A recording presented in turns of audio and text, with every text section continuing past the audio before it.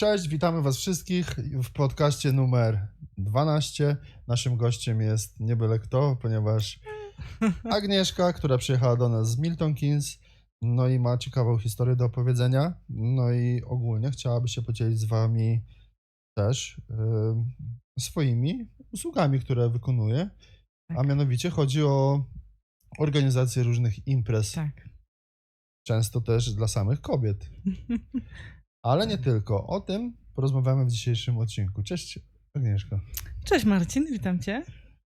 Jak Ci się żyje tutaj w Wielkiej Brytanii? Bardzo dobrze. Ja uwielbiam. Po prostu dla mnie to jest... tak dziwnie wyszło w sumie, że tutaj jestem, ale uwielbiam życie Tak? tutaj. No, także... Jak Ci się jechało? Bo my tylko tak dodamy, że Milton Keynes nie jest zbyt daleko od Luton. Nie. I ogólnie jesteśmy pierwszy odcinek, który nagrywamy dzisiaj, nagrywamy już w naszym studio ZLS. No i powolutku będziemy tutaj troszeczkę się rozwijać, jeśli chodzi o to. Ale tak, Agnieszka, powiedz mi, niedługo, nie? 40-50 40 minut, no. Wpadłaś w korki, czy...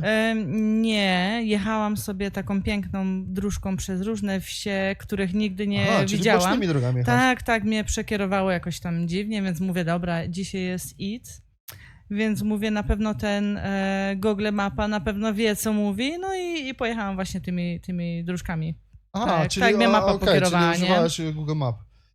Zawsze. Czyli można powiedzieć, że coś tam się działo, skoro No coś tak się musiało być. pokierowała. No niestety, my mieszkamy koło Londynu, jest to serce Wielkiej Tak. Brytanii, jest tutaj bardzo tłoczno, nie? Często można... Ja pamiętam, że ja wracałem kiedyś z pracy, nie? I wiesz, miałem być o 20 w domu, nie? No i byłem o 22, bo stałem 2 godziny w korku, Wow. który się nie ruszał w ogóle, nie? Nieźle. Także no takie problemy w Wielkiej Brytanii niestety są powszechne, nie? Tak, ale wydaje mi się, że w porównaniu znowu do Polski, w Polsce dłużej się wszędzie jedzie, na przykład niż tutaj. Dla nas tutaj 1,5 godziny to jest za rogiem, nie? Tak naprawdę.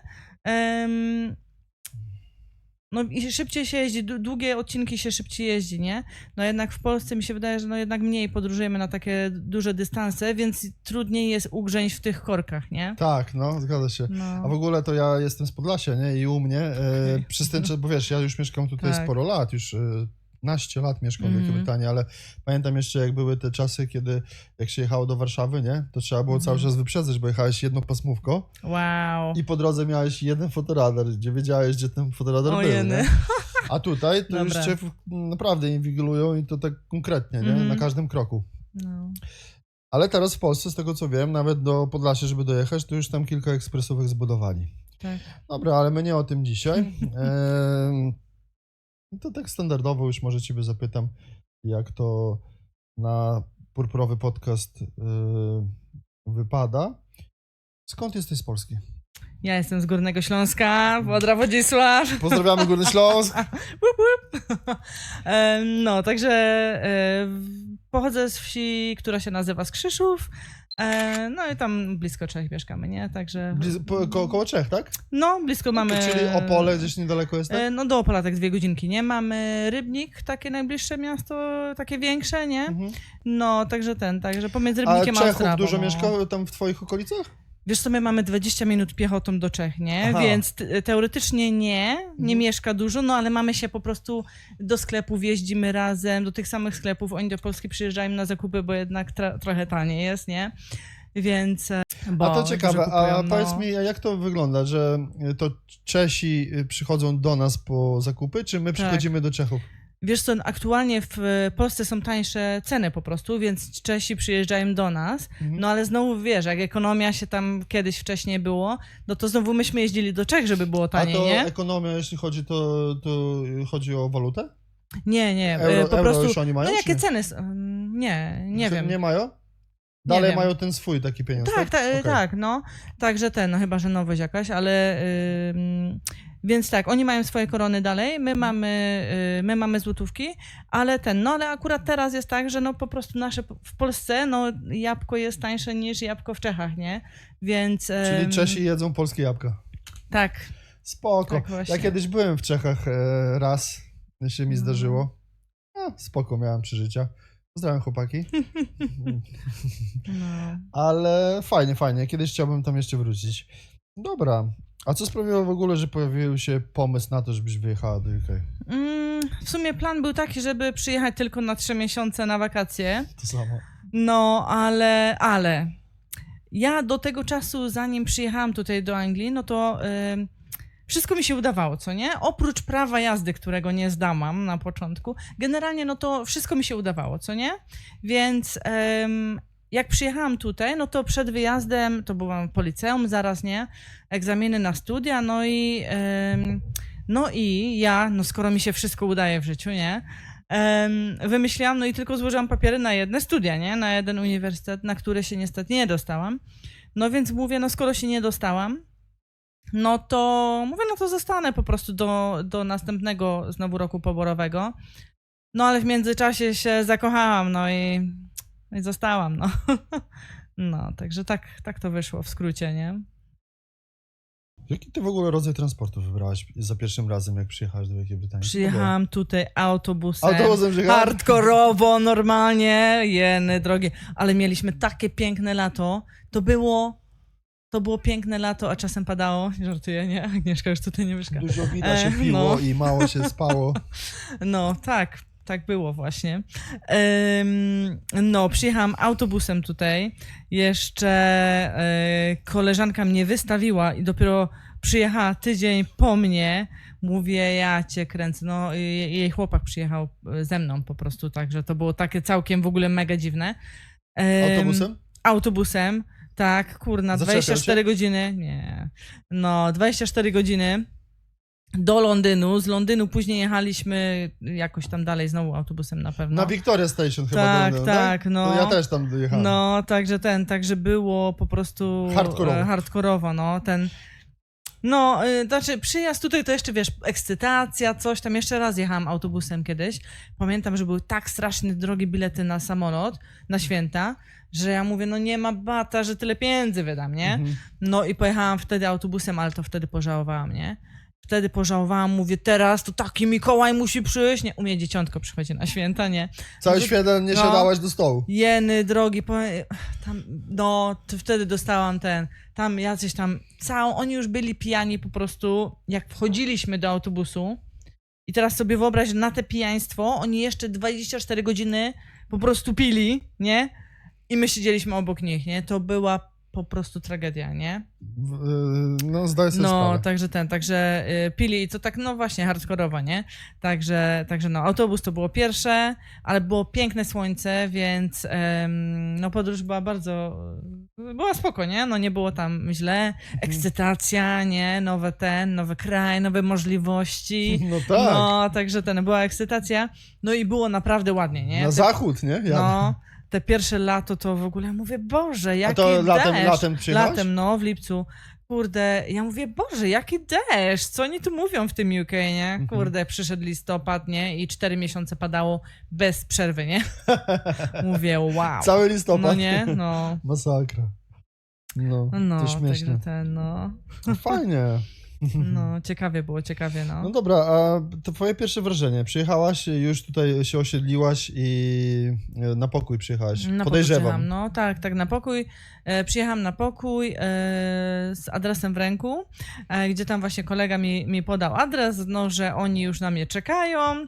Ja tu pukam do drzwi, no mówię, że jestem od Karola, a oni tak, w ogóle kto ty jesteś, nie? Co za Karol? No, co za Karol? Nie, mieszkał tam Karol, czy ale on nie wiedział po prostu, nie?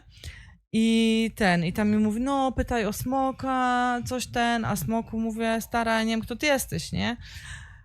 Mówię, no ładnie, będziemy teraz, nie, już wizja, po prostu będziemy jak ci Polacy spali na Wiktorii, nie, na przystanku. Mówię, no kurde, ładnie, nie? No ale się okazało, że właśnie para miała się wyprowadzać na drugi dzień i zadzwonili tam do właścicielki domu, czy mogą się przeprowadzić dzień wcześniej. No i tak zrobili, po prostu oni się cały wieczór pakowali, my tam imprezowaliśmy, nie? No i kurde, miałam gdzie spać chociaż, nie? Także, także się nam mega udało, no naprawdę się nam udało wtedy. No i to zaskoczenie trochę, nie? Mówię, Boże, przyjechałam tutaj, taki kawał drogi, nie? No, co zrobię? Także, no, ale wyszło dobrze, nie? Także fajnie, no. No to fajnie. No. No, bo różne historie właśnie słyszałem też. No. Także w miarę dobrze trafiłaś. No a jak był twój język angielski wtedy? Mówiłaś coś po angielsku, czy No, tak? trochę, nie? Wiesz jak to po Polsce, a uczymy się amerykańskiego, a jesteśmy tutaj w Anglii, więc gadamy po angielsku. B, w ogóle nawet nie rozróżniałam, kiedy się słowo kończy, a zaczyna.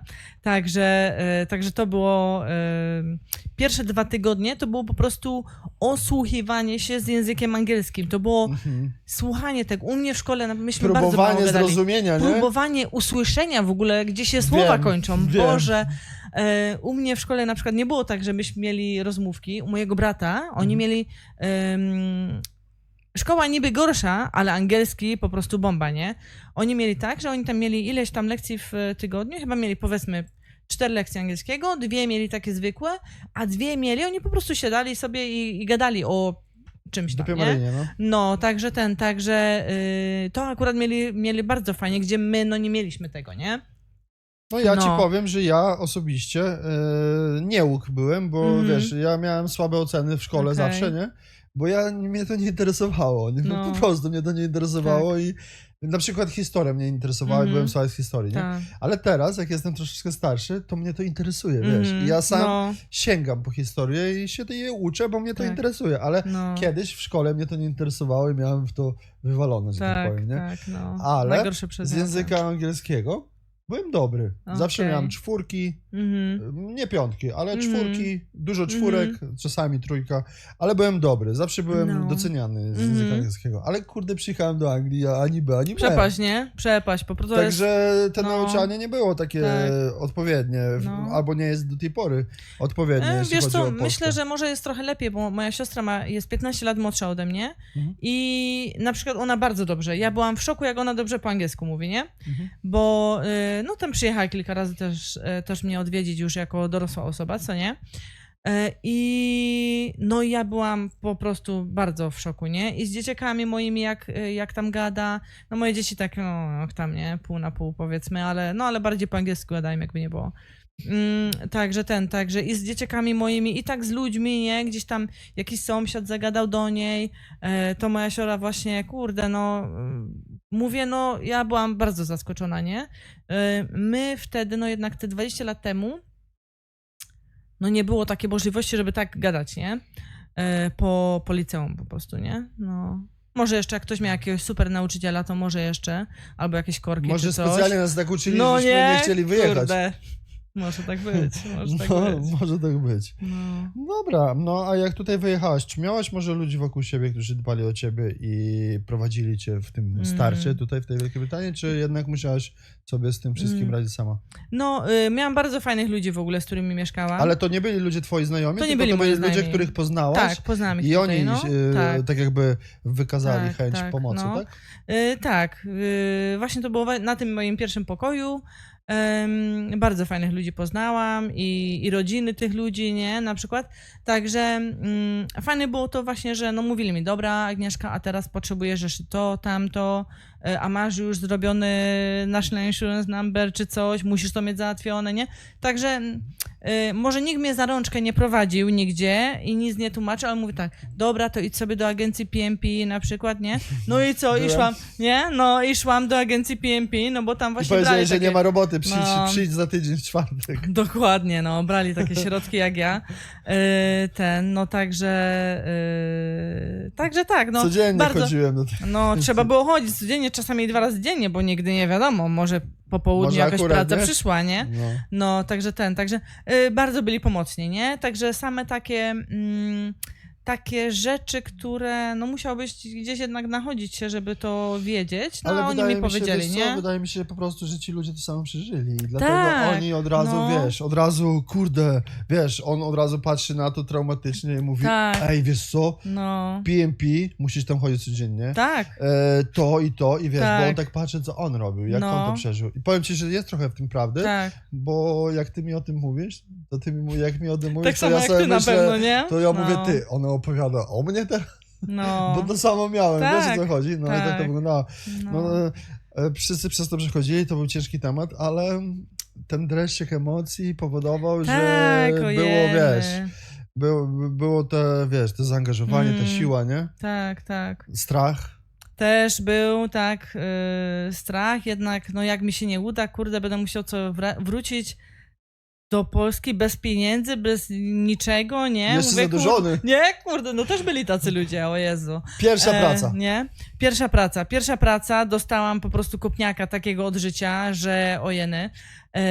Pracowałam w fabryce mięsa. Przez pierwszy tydzień normalnie płakałam. A gdzie ta fabryka pracy. mięsa się znajdowała? I co to W była za Milton firma? Jak to się właśnie, w Milton nazywało? jeździliśmy do Milton. A, to z Luton jeździłaś do Tak, Milton. no. A jak transport? Jaki transport? miał? Busiki, wiesz? Busiki, agencja miała busiki. Czyli i... dalej PMP, tak? To Tak, pierwsza tak, twoja praca pierwsza to praca z PMP, agencja, no. czyli pracowałaś dla agencji, która Tak. się mieściła w Luton, no. w Luton i to było PMP, bo teraz to Tak. jest Best Connection, tak? Tak? Nie wiem. Czy dalej PMP? Nie wiem, Okej, nie wiem. dobra. No, tak, nie, chyba Best Connection to była inna agencja. tak, to druga, bo... tak, no. No okej, No, zgadza anyway. się. No, także pierwsza praca właśnie w tej fabryce mięsa. Pierwszy tydzień płakałam po każdej zmianie po prostu, nie?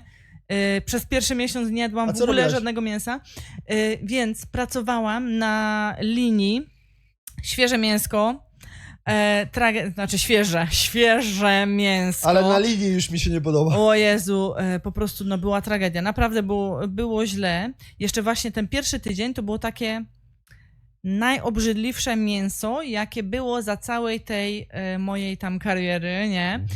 Że one przychodziły w takich krejtach jak banany na przykład, nie? I w workach zapakowane, otwierasz worek, a tu normalnie śmierdzi, kurde, zgnilizną, nie? Tragedia po prostu. Ja mówię, no ale to jest zepsute, nie? Dawać na tacki, jedziesz, nie? Ja mówię, ja cię kręcę, nie? Masakra. Takie coś normalnie i teraz sobie wyobraź, takie zmiany po 12 godzin, nie? Jeszcze nie raz, nie dwa mieliśmy overtime'y. I pracujesz i samo takie mięso jest, nie? Że one, wiesz, my w rękawiczkach i one się wyślizguje z rąk, bo jest takie stare, nie? Tragedia, nie? Więc pierwszy tydzień była tragedia. Później już trochę lepsze też było mięso, no i też do temperatury się przyzwyczaiłam, A tam była taka zasada. A dużo ludzi tam poznałaś? Mnóstwo, ale nie pamiętam nikogo oprócz... W autobusie dużo się ludzi poznało. Wiesz co, myśmy spali w autobusie, bo już wszyscy byliśmy tak zajechani. My musieliśmy być pod agencją 4:15 rano i nieraz my wracaliśmy o 12 w nocy, bo były jeszcze tam jakieś overtime, coś tam, nie? A jak się raz powiedziało nie na overtime'a, to już cię też nigdy nie wzięli, nie? No, więc na początku jednak 2 tygodnie nie pracowałam, więc się musiałam znowu trochę odbić, nie? Także to spaliśmy, najbardziej to w agencji, w busach spaliśmy, no. No, ale później tam na tej mojej linii była taka zasada, że ten, kto jest najdłużej na linii, ten jest takim pomocnikiem superwizora, nie? Więc w ogóle tak mi się udało. Koniec wakacji, ja zaczęłam pracować tam, no gdzieś tam w połowie sierpnia. Koniec sierpnia, no to bardzo dużo ludzi już zjeżdżało do Polski. Ja byłam tą osobą, która najdłużej była na mojej linii. Więc ja już wtedy miałam super życie, nie? Bo chodziłam tylko, tacki donosiłam, nie musiałam tego śmierdzącego mięsa dotykać, ale jeszcze, wiesz co, ja na przykład jak ty mówisz do mnie o linii, nie? To tak tylko ci przeszkodzę na chwilę, bo przypomniało mi się też, bo ja też pracowałem na linii, tylko że ja pracowałem, pierwsza moja firma to była Askis, to wafle do lodów, nie? Oni produkowali i wiesz, i też na linii było trzeba stać, nie? I ja pamiętam, że taki najgorszy, co ja tam zapamiętałem w tym, to, że stałeś przy tej maszynie, ona tam zgrzewała, grzała, tam było gorąco i ona była obudowana azbestem, nie? Wow. A ja wiem, że azbest to nie jest nic dobrego, nie? Dla człowieka, nie? No i mnie to strasznie kompromitowało, ale było trzeba stać przy tym. No a najgorsze w tym wszystkim to było to, że jak ci się chciało siusiu, nie? A przy tej linii stoisz, wiesz, i tam, wiesz, głośno i i nagle krzyczysz, ktoś tam drugi tam gdzieś na linii, a ty ej, siku mi się chce. I wiesz, i tam ktoś tam dalej, gdzieś tam dalej podaje i ty czekasz już, wiesz, już naprawdę zaraz ściskasz majtki. No i przychodzi jakiś tam gość, nie? I mówi, dobra, idź się wyzigaj, tylko wracaj szybko, nie? Wow. I wiesz, i cię zmienia, bo tam cały czas ta linia zapieprza, tak, nie? No. No, to. No, także na samej tej linii, no to 2 tygodnie tak byłam, tak naprawdę, nie? Bo później to tylko musiałam doskakiwać, jak właśnie ktoś musiał iść do toalety, nie? No, to ja doskakiwałam wtedy, ale tak było, nie? Tak było, także rzeźnicka, pierwsza praca rzeźnicka, No. Czyli nisko od razu było. z grubej rury. Z nie? grubej rury, hardkorowo, nie? Hardkorowo. No nie ma, że boli, no, ale no dostałam. No ale co cię nie Dostałam zabije, tam. to cię wzmocni. No dokładnie. Mówię, już gorzej być nie może, nie? Jak już takie oślizgłe, obrzydliwe miecho No, dawaliśmy na tacki. No. A Mówię- cofnąć się nie można, nie? Też. No nie, ojeny. Wiesz co, pozwolisz, że naleję sobie trochę soczku jabłkowego, bo Nalej powiedzą sobie. hejterzy, że Tak. siedzę o pustym. Do tego się potrafią przyczepić, nie? Nieźle. No, ale soczek akurat super. No dobra. No to co? No. No to lecimy dalej. No to fajnie, no to mamy ten start, mamy już te Dobrze. początki i w ogóle. Dlaczego Milton Keynes? I jak to się stało, że tam wyjechałaś? Tak, więc Milton Keynes, w ogóle też to taka, jak ze mną, to wszystko jest takie dziwne historie. Ja właśnie jak poznałam mojego byłego męża, to no właśnie on mieszkał w Milton Keynes. Poczekaj, dobra, to zanim przejdziemy Wow, do Milton wow, Keynes, wow. bo już nawet, No. bo już przywijany był Dobrze. twój mąż, Szkot. Tak. Ja w ogóle się zastanawiam, jak ty go rozumiałaś, jak ty z nim rozmawiałaś. On jak był bardzo mały, to przyjechali, on chyba miał 5 lat, jak przyjechali właśnie trochę- ze Szkocji do tego, więc on jak rozmawiał z nami, nie Szkotami, to normalnie mówi po angielsku, a jak rozmawiał z jego rodziną, to mówił po szkocku, nie? Więc jak my się poznaliśmy, to on no, gadał normalnie, co nie? No i później pojechałam tam właśnie gdzieś tam, zaprosił mnie do poznać rodziców, rodziny? nie? No, ja pojechałam i... A gdzie? Z E, ciekawości? to znaczy oni jego jeden rodzic spod Glasgow, a drugi spod Edynburga, nie? Mhm. I on zawsze mi mówił tak, jeszcze jak ich nie znałam, nie? No to dalej mieszkali w Milton Keynes wtedy. No i on wtedy mówi zawsze tak, a jak mojego taty zrozumiałaś, to mamę na pewno zrozumiesz bez problemu, nie? Kurde, ja z tatą bez problemu, a mama nie, a tak, ja cię kręcę, skupiaj się, Agnieszka, skupiaj się, nie? No, także Znam także... ten ból. Byłem No. i w Glasgow, i w Edynburgu, i w Mhm. wioskach tych różnych. No, Tam przyjeździłem do Szkocji, także wiem, o czym mówisz. no. Ale też mój menadżer, jak pracowałem w John Lewisie w Mhm. Milton Keynes, pozdrawiam ciebie, panie Buchananie, mimo to, że nas nie rozumiesz i nas na pewno nie obejrzysz, to i tak No, pozdrawiam, bo to Pozdrawiamy. był naprawdę mocny człowiek, Szkot, ale ja go nigdy nie rozumiałem, nie? Bo on mnie lubił i Tak. często do mnie gadał, nie? A ja No. nie umiałem odpowiedzieć, bo go nie rozumiałem. Bo Nieźle. to był taki turbo szkocki, nie? tak. I ja kiedyś dla mojego menadżera powiedziałem, ja mam problem, bo ja nie rozumiem, co do mnie Buchanan mówi, nie? No, Marcin, nie przejmuj się, dużo ludzi nie rozumie Buchanana, no, ale powiedz do niego po prostu, ty Buchanan, weź mów po angielsku, bo ja ci nie rozumiem, nie? no. I nie odważyłem się tak powiedzieć nigdy, Tak, nie? no. Moja menadżerka też była Szkotka, tam w jakiejś pracy jednej i właśnie jedną koleżankę miałam taką, która jej nie rozumiała, to staliśmy zawsze, właśnie Jackie mówiła, patrząc na nią, mówiła, a ja tłumaczyłam, nie? Z boku po prostu z angielskiego na angielski, nie? Masakra. No, Ale to jest, tak wiesz, z perspektywy czasu, jak już człowiek to troszeczkę tak rozkmini w ogóle, to ja ci powiem, że ja lubię ten szkocki, irlandzki mi też się podoba, tak, no, taki trochę fajnie. inny, nie? Dla Tak, mnie to jest taki no. śmieszny. Można by było powiedzieć w Polsce, że na wioskach mówią inaczej troszkę, nie? No, Albo w górach, albo nie? gwary jakieś tam, nie? Takie, Kaszuby czy no, góry, że nie? mają tam takie te Tak. swoje, wiesz, teksty, nie? No, No i właśnie mi się wydaje, że można by było powiedzieć, że szkocki i ten irlandzki to właśnie jest taki tak, wioskowy. Ja zawsze mówiłem na Szkotów, że wieśniaki, że po wieśniacku O Jezu. No. gadają, nie? Ale wiesz, ale z czasem tak, kurde, powiem ci, że to jest unikalny język, nie? tak. To jest unikalny No, język, tak. nie? No. Weź go zrozum, to jest sztuka, nie? Normalnie, żeby to zrozumieć. Ale tak jak mówisz, no. To fajnie.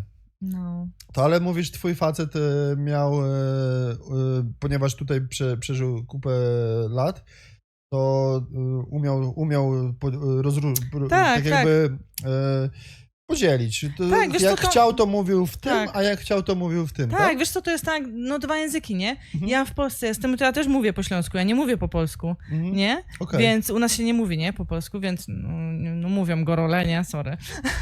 Rozumiem. Ale no my Ślązacy, no mówimy po śląsku, no więc to jest to samo, nie? Wiesz, tutaj z tobą gadam tak, a na przykład rozmawiam z moją rodziną, czy tam z przyjacielem, tutaj mam przyjaciela też w ogóle, który też jest ze Śląska, no to wiesz, my gadamy ze sobą po śląsku, a wiesz, no i wiesz, ja mogę w jednym zdaniu po prostu powiedzieć pół zdania do niego po śląsku i drugie pół do ciebie, wiesz, po polsku, nie? No, także wiesz, oni, no, dla niego to było to samo, bo to był tak po prostu jakby oddzielny język, nie? Ale to Tak fajne, traktowane, to nie? fajne jest, Jakby, to jest fajne, no. to jest fajne. To jest fajne przeżycie ogólnie, fajne Tak. doświadczenie, nie? Bo wiesz. No, także fajnie. Spoko. No to dobra, no to jak już wiemy, z tym twoim facetem i w ogóle, a co, to wzięliście rozwód, tak? No jeszcze nie rozwiedzeni, ale no już na tej drodze jest, nie? Teraz, no mam kilka rzeczy jeszcze, ale już jest rozwód na liście do zrobienia, nie? Rozumiem. Zostawimy No. te tematy, to są tematy nie na nasze podcasty. To wróćmy do Milton Keynes. Dlaczego No. Milton Keynes? Dlaczego Milton Keynes? Właśnie mój były był z Milton Keynes, więc... Ale bo gdzie ty go poznałaś? Jak My się poznaliście? poznaliśmy, my się poznaliśmy, moja właśnie ta przyjaciółka, która ze mną miała przyjechać, ale przyjechała tydzień później, oni razem pracowali w jednej pracy, nie? Mhm. I ja, no te początki, no to zawsze tutaj miałam taką koleżankę, z którą żeśmy balowały, a później gdzieś tam właśnie napisała do mnie nasza wspólna przyjaciółka, znaczy moja koleżanka, no i oni pracowali razem. Zaprosiła mnie, żeby z nimi gdzieś tam wyjść, nie? Mówi, no ale to wiesz, to jest impreza z pracy, nie? No ale jak chcesz, to przyjść, nie? I no i poszłam, no i wiesz, I love you z miejsca, po prostu się zakochaliśmy, nie? Ja popatrzyłam na niego i zaraz wiedziałam, Czyli ta że chemia będzie. od razu się pojawiła. Zaraz chemia, gwiazdki w oczach, normalnie jak mi ktoś powie, że nie wierzy w miłość od pierwszego wejrzenia, to mówię, nie poznaliście mnie i mojego byłego, nie? Mhm. Normalnie, ja mówię tak, Jezus Maria, no to jest ten, nie? Mój facet. No, ja wiedziałam, ja normalnie 30 sekund, ja już widziałam, jak idziemy po prostu do ślubu, nie? Czy, wiesz, takie głupie, ale no tak było, nie? Nie, no fajne, Zaraz to nie jest głupie, to fajne jest. No, zaraz po prostu ja wiedziałam, że to jest ten, nie? Ona gdzieś tam mnie próbowała z nim, wiesz, długo tam, dobra, powiem, Swatać? że ale... No, swatać tam, wiesz, bo ja mam singla kolegę, ja mówię, ja też mam mnóstwo singli kolegów, nie? No, także tak to wyszło. No i później, no, byliśmy razem, więc... A ile lat żeście byli razem? Wytrzymali ze sobą? 13 lat? No. No, kawał czasu. Kawał czasu, no. No i on właśnie, no, pochodził z Milton Keynes. No wiesz, jak każdy ma opinię o Luton taką, a nie inną, czy tam większość ma taką no, ja opinię, rozumiem. nie? Nie, bardzo dużo ludzi lubi Luton. I pracowaliśmy wtedy w Milton Keynes no i tak, no dobra, no skoro obydwoje pracujemy w Milton Keynes, no to jednak tyle czasu marnujemy, wiesz, na autostradach, nie, możemy się przeprowadzić. No i się przeprowadziliśmy, ale wiesz, tutaj byłam nauczona tego komfortu, ja nie miałam prawa jazdy wtedy, jak już wcześniej powiedziałam, że nie zdałam, więc nie miałam prawa jazdy i tutaj było dla mnie, to było takie mega komfortowe. Aha, chcę iść gdziekolwiek w Luton, mogłam po prostu ubrać buty i iść, nie? Nie potrzebowałam taksówek, autobusów, samochodu, nic, po prostu i gdzieś, nie wiem, 20 minut i już gdzieś byłam... gdzie tam chciałam sobie zajść, nie? No, a jednak w Milton przeprowadziliśmy się jeszcze, no bardzo fajna okolica, ale no daleko od centrum, nie? Daleko od centrum i daleko od wszystkiego, a ja lubię jak się dzieje, nie? No, więc... A tam cisza? No, także trochę jednak taka no Milton Keynes nie? jednak to jest takie troszeczkę. Także no nie podobało mi się z tego powodu, nie? Tam, wiesz, ładnie, jest czysto, wiesz, piękna dzielnica, wiesz, blisko jeziora i tak dalej. No było mega pod tym względem, dom fajny, ale no brakowało mi tego, że wiesz, czułam się taka uwięziona, nie? Bo A, musiałam na nim polegać, bo on tylko miał prawo jazdy, B, było daleko, C, no nie mieliśmy tak za dużo pieniędzy, więc nie mogłam sobie pozwolić na drugie prawo jazdy, bo to też kupa Czyli pieniędzy, dom, robota nie? Wiesz, i dom, robota. No, także no nie podobało mi się. Wróciliśmy znowu do Luton na chwilę, tak? Ale no, dosłownie rok i wracaliśmy Czyli z Luton. rok wytrzymaliście w Milton i później wróciliście do Luton. Tak, do Luton, znowu rok i już się przeprowadziliśmy, tam było 2008 wtedy, no to przyszła recesja, nie? No i tam poobcinali nam godziny w pracy, no i też zadecydowaliśmy, dobra, no to już trzeba zagryźć te zęby, nie? Przygryźć kija i przeprowadziliśmy się, no i wtedy już się zakochałam, nie? Bo już mówię, no już chyba 3. raz się nie będziesz przeprowadzała do tego Luton, nie? No. No i już I już zostaliśmy, nie? No, także tak. No. Spoko, fajnie. No. A to dalej mieszkacie razem, czy... Nie, Teraz już się rozstaliście, tak? Już cała nowa Okej, no bo droga życia. No. rozumiem. Powiedz mi, a ty ogólnie tak osobiście, i to jesteś zwolennikiem kupienia domu i spłacania tych rat, czy nie przywiązujesz raczej uwagi do jednego miejsca? Tak, wiesz, ja mam swój dom i myślę, że to jest... Nie wiem jak w innych krajach, ale na przykład w Anglii ja myślę, że to jest po prostu wyrzucanie pieniędzy do kosza, wynajem, bo jest dużo droższy czynsz. To jest inwestycja, prawda? Tak, no jest dużo droższy czynsz, no i opłacasz komuś chatę. Tak, dokładnie, nie? No. Więc ja mam kupiony dom, nie? No i i myślę, że każdemu bym to polecała, nie? Tam mam znajomych w Stanach, no i to oni znowu mówili, że tam znowu jest w drugą stronę, nie? Że czynsz jest mega tani, ale znowu kredyty są bardzo drogie, nie? Że raty tam miesięczne. No to wiesz, może rozumiem trochę w ich tym, ale wiesz. Rozumiem. No. Dobra. A jak mogłabyś opisać miasto Milton Keynes dla ludzi, którzy nigdy tam nie byli? Milton Keynes. Mamy najwięcej rond w Europie, także bardzo możemy się tym pochwalić. To taka pierwsza rzecz, ciekawostka taka. Opisałabym to miasto jako miasto takie dla rodzin najbardziej. Jest dużo pracy, jest dużo zieleni. Jesteśmy miastem takim dużym i my mamy 68 jezior, nie? Które miasto ma 68 jezior, nie? Więc jest po prostu dla mnie... Zatrzymajmy się tylko na tym na chwilę, wiesz? Mazury. Jak już powiedziałaś jeziora. No to Mhm. wiadomo, że ja jestem z Podlasia, czyli kraina jezior i lasów, ale to nie o tym. Wiesz co? Ja ci powiem tak, naprawdę, muszę o to powiedzieć, bo myślałem o tym wcześniej, że chciałem to powiedzieć.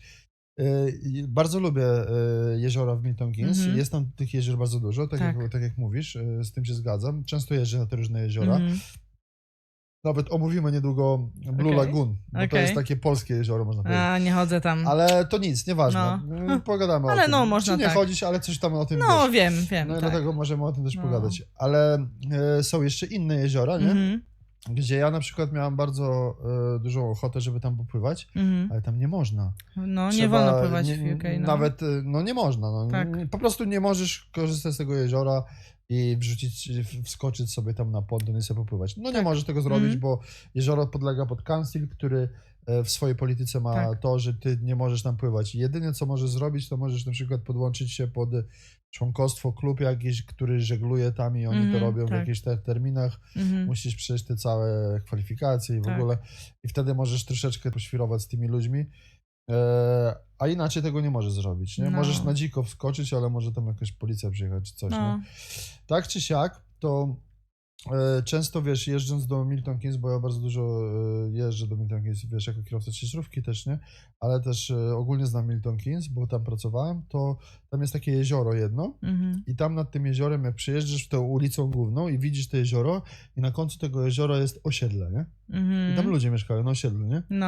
Że masz bloki, ale masz blok nad jeziorem, nie?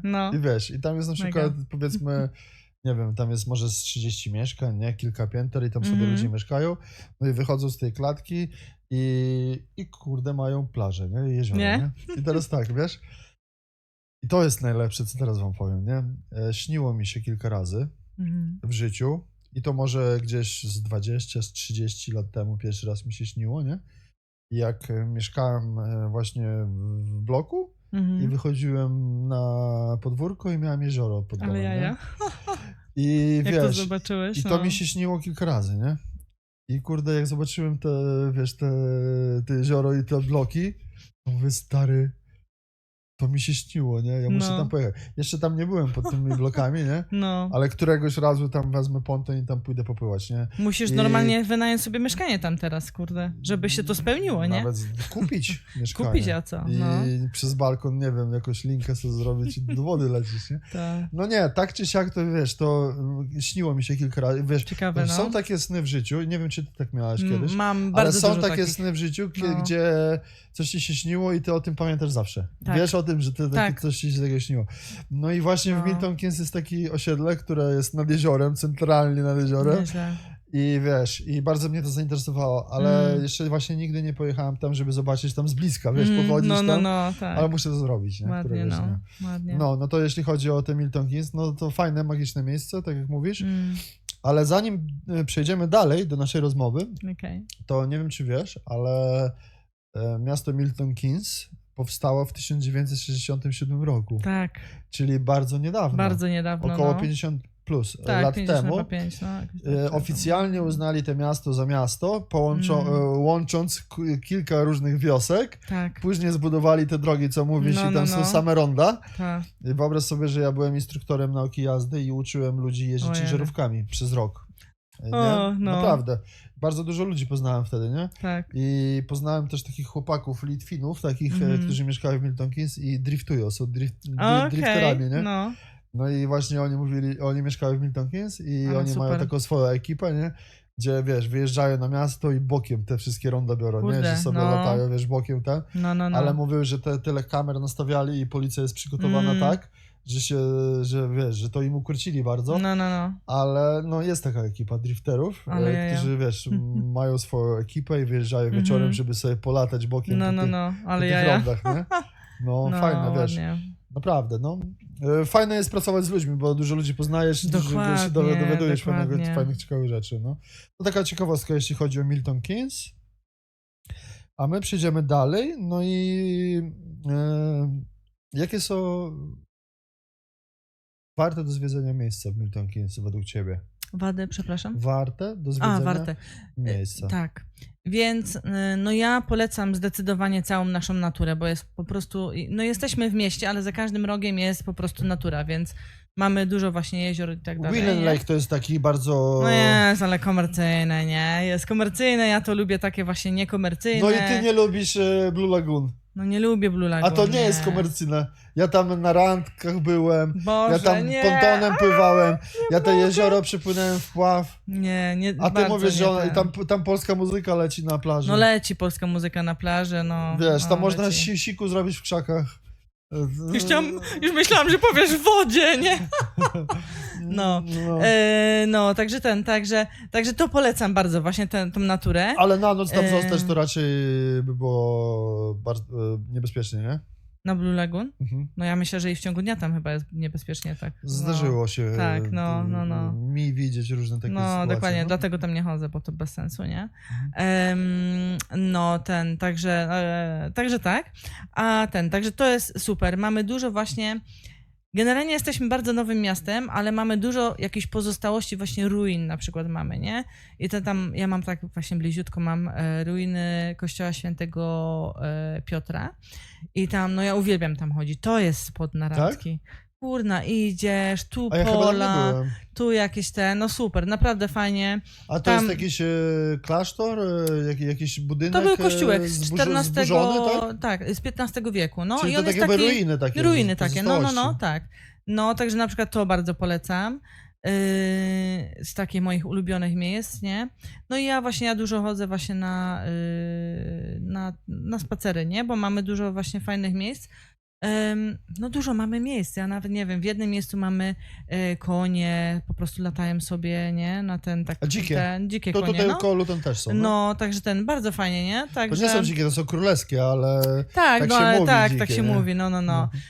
Także to akurat, no dla mnie to są takie najlepsze miejsca. No mamy oczywiście Milton Keynes, no to jest znane te nasze miltońskie krowy, nie?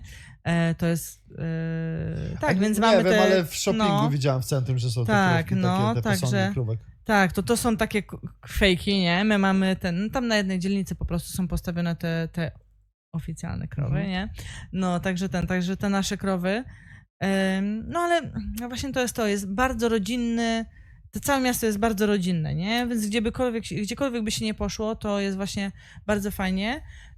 Jak tak na imprezy ludzie lubią, czy coś, no to mamy... Są. Tak, no to mamy Revolution dwie de Revolution de Cuba, no. Mamy właśnie tam, to jest Theatre District, to właśnie tam i druga jest dzielnica taka The Hub, nie? I to znowu A wiesz, są że bardziej pracowałem bary, w nie? Hubie? Tak? O, Jako widzisz. kucharz w Zizi, Okej, we włoskiej no. restauracji. Ciekawe. No też widzisz, tutaj się dowiaduje takie prace, no. Pracowałem w Zizi, no jako No, kucharz, tak, właśnie w The Hubie. Ciekawe. No, także ja polecam, uwielbiam Milton Keynes. No, Escape, No, jeszcze Escape, no, czyli no, tak. całoroczna naśnieżana góra Tak, w budynku. tak. Też jest właśnie ciekawostka. To jest fajne, no. bo możesz na przykład dzieci zapisać tam na zajęcia i mogą przez cały rok chodzić na łyżwy albo na narty, albo na snowboard, na narty. Snowboard, nie? narty, Snowboard, no, narty, tam nie ma łyżw. No, snowboard, narty, no. No, snowboard, narty. Łyżwy to są inne obiekty. No, też są. tak, też są, no. Bo oni tam grają właśnie w hokeja, nie? Tak. Byłem kiedyś niedawno robiłem dostawę właśnie do takiego budynku i to był właśnie obiekt, w którym na łyżwach jeździli. Tak. Były jakieś zajęcia, oni normalnie tam grają, wiesz, jak w Polsce gra się w piłkę, Tak. to oni tam na łyżwach zapieprzają i grają sobie Świetnie, w hokeja, nie? No, Także zobacz, w Anglii nie ma zimy, nie ma. no takie Ale jak w Polsce jest nie kilka ma. No. obiektów w Wielkiej Brytanii, gdzie masz naśnieżaną naśnieżaną górę, gdzie możesz sobie na snowboardzie jeździć praktycznie codziennie, przez Tak. cały rok. Przez cały rok I nie dokładnie. musisz czekać na No, żadną zimę, nie? No. No, to jest fajne, wiesz, bo to fajne jest to, że ja byłem ostatnio i nagrywałem, robiłem kilka materiałów i to, co my rozmawiamy, no to będą takie wrzutki. I No, wtedy jak my super. gadamy, to tam pokazuję, jak sobie jeżdżę na tych No, ale fajnie, no, mega. na tych nartach, No. czy tam nie? Tutaj wiesz też, taka ciekawostka właśnie o tych łyżwach, nie? No to no niby w Polsce mamy dużo zimniejsze zimy, ale tutaj hokej to jest normalnie sport narodowy, nie? Dokładnie, tutaj No. masz szkołę niedaleko właśnie takiego obiektu, no to masz normalne Tak. zajęcia w WF-u, nie? Tak. Hokej, nie? No właśnie syn mojego byłego męża, on należy do ligi, nie? Tak? W lidze gra. Także już od małego jeździł, no i no jeździł po całym, nie no, UK po całym jeździł, no i a teraz już międzynarodowo, nie? Czyli w kadrze, W kadrze tak? już gra, no, Okej. także... No, dokładnie. No, Anglia to No. w ogóle jest bardzo sportowy kraj, nie? No. Tutaj dziadki biegają, wiesz, Tak. tu więcej dziadków spotkasz, którzy biegają niż młodzież, No. nie? Tak, no, to się zgadza, to jest fajne. No dobra. No to jeśli chodzi o Escape, to jeszcze w Escape'ie wiem, że tam jest ten symulator lotów, nie? Też jest, o jest, byłeś? Znaczy, ja nigdy nie próbowałem, ale mega. chodziłem kilka razy i widziałem, jak to działa. A byłaś? Próbowałaś? Byłam, no, Tak? byłam kilka razy, naprawdę I super. jak? No, Nie zwiało cię gdzieś tam Boże, w ścianę? rewelacja normalnie, gdybym ja wiedziała, no ja w ogóle myślałam, że to... Czyli nie jest to takie straszne, jak się wydaje? Nie jest to Tak? straszne. No ja pierwszy raz to była randka w ogóle. Na Bardzo randkę udana, poszłeś tam. no, bardzo udana randka, taka, wiesz, takie, ja lubię Emocje, dziwne to adrenalina, rzeczy, nie? No to adrenalina No, w chuj. życie na granicy, Poczekaj, nie? powiedzmy tylko ludziom, o co chodzi z tą symulacją lotów. Mhm. Słuchajcie, jest tu taki obiekt, w którym jest taka jakby komora okrągła, która sięga tam ileś tam metrów do góry.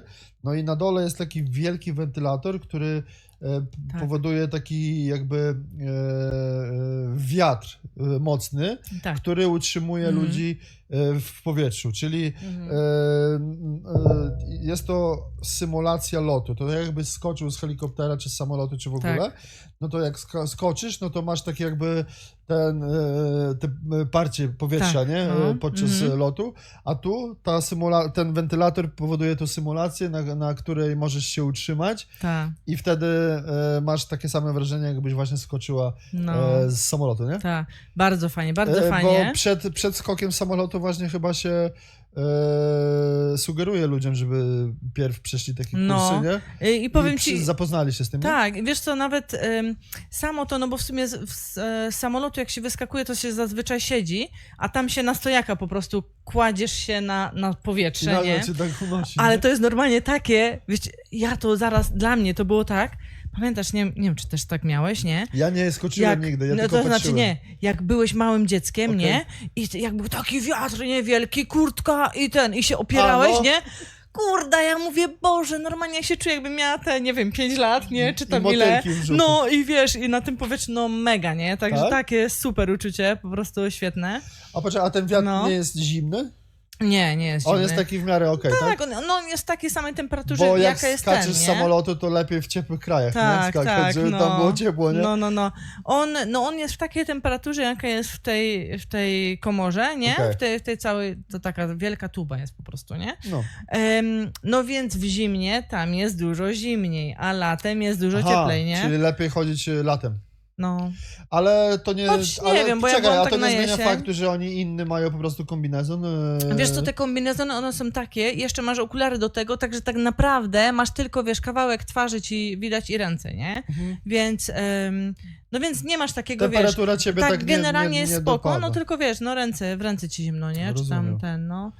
Czyli próbowałaś. No, I to jeszcze próbowałam. randka była. No, a drugi raz wzięłam to właśnie z dzieciakami, poszliśmy, nie? Tak no, się kurde, spodobało ci, super, że no. poszłeś drugi raz. No, poszłam, Kurde, muszę super. iść tam. Myślę, że koniecznie, nie? No. No, kurtkę I rozciąga wiesz, i właśnie wiesz. to zazdroszczę, może nie to, że zazdroszczę, bo ja nigdy nie zazdroszczę ludziom, ale no żałuję, że nie mieszkam w takim miejscu, gdzie właśnie takie No. rzeczy się dzieją na co dzień, bo z tego można korzystać, nie? Tak, tak, bardzo fajnie, no. Jak już patrzyłam na przykład między nami takimi świeżakami, no to tacy już zawodowcy, nie, tam wchodzili. Boże, co oni tam odprawiali, nie? Jakieś piruety, nie? No my to tak tylko, żeby równo się utrzymać, nie? Żeby nie rąbnąć w ścianę, Żeby nie? się nie zakręcić No. za bardzo.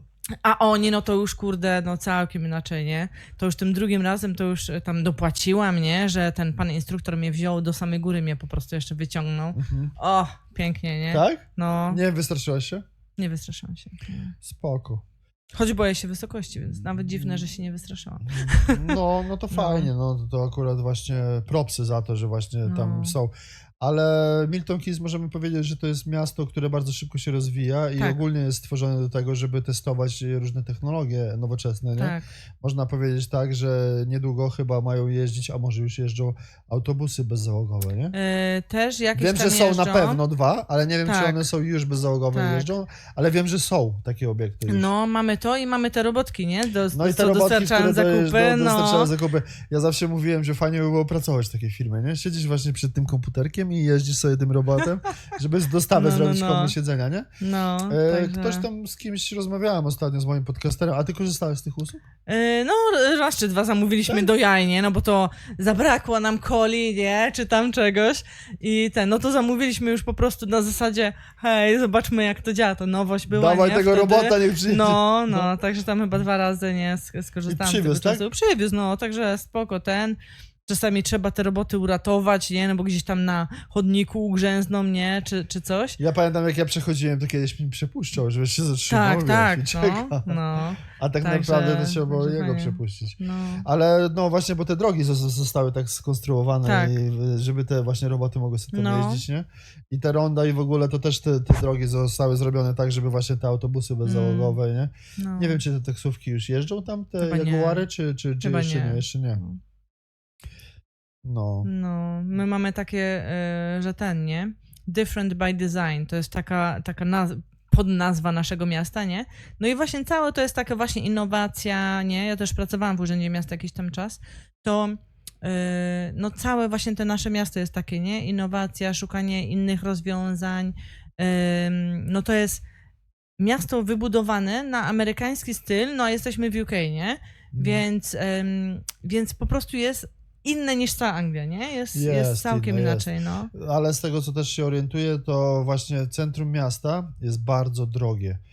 Tam im bliżej takiego jakby centrum, to są jeszcze te slumsy, nie? Tam jeszcze koło, Tak, pod samym... tak, pod samym Bo centrum, ogólnie no. Milton Keynes to jest taki wielki shopping center nowoczesny, no i dookoła niego blisko są takie jeszcze slumsy gdzieś tutaj, a już troszeczkę dalej już tam są budowane takie budynki i to wszystko to są takie Już kozackie takie, budynki. no. I nawet koło hubu, nie? Co masz te takie Tak. wysokie budynki, a wiem, że to są bardzo, bardzo drogie Tak. nieruchomości, Tak. bardzo drogie nieruchomości.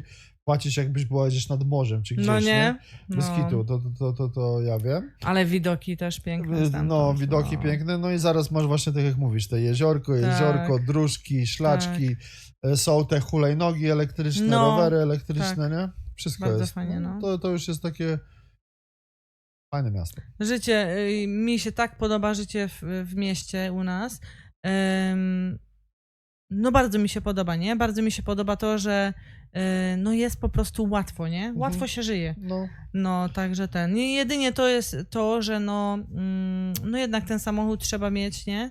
Jako już dorośli na przykład, no to no trzeba mieć samochód, nie? To jest Trzeba. takie właśnie, każde miasto ma jakieś coś innego, a Milton to jest takie właśnie, że no jednak ten samochód jest Może nie koniecznie 100%, ale tak no 85%. Tak, To już, ale też no. fajne jest to właśnie, że to jest miasto przedsiębiorca. Ja nawet, wiesz, John Lewis zbudował swoją twierdzę w Milton Keynes, nie? Czyli Okej. kojarzysz firmę John Lewis? Tak. Bo ja pracowałem w John Lewisie przez kilka lat, nie? No i tam coś było takiego, że John Lewis zbudował sobie centralę w Milton, nie? Okej. I tam jest Milton Keynes 1, Tak. Magna Park 2, Magna Park 3. Są 3 Mhm, magazyny tak. John Lewisa. No i w jednym masz, wiesz, takie artykuły, produkty, w drugim takie produkty, w trzecim takie produkty. I z tej centrali zarządzają. No, znaczy wiadomo, że head office to nie jest w Milton Keynes, Tak. tylko gdzieś indziej. Ale to jest baza, tak jakby, wiesz, ich produktów, nie? I oni z Milton Keynes wysyłają do tych wszystkich Do swoich następnych, kilkuset sklepów Pięknie. dziennie produkty, nie? No i tak samo Amazon, pierwszy sklep Amazonu, Tak, pierwszy magazyn pierwszy Amazonu, magazyn, jaki no. powstał w ogóle w Wielkiej Tak. Brytanii, to był w Milton Keynes. No. Później zbudowali drugi chyba i trzeci. W ogóle to Amazon to jak grzyby we wrzesiniu No. w Podeszły. czasie pandemii, nie? O Jezu. Wystrzelił. No i troszeczkę zniszczył rynek, ale to już tam, to mniejmy dzisiaj o tym.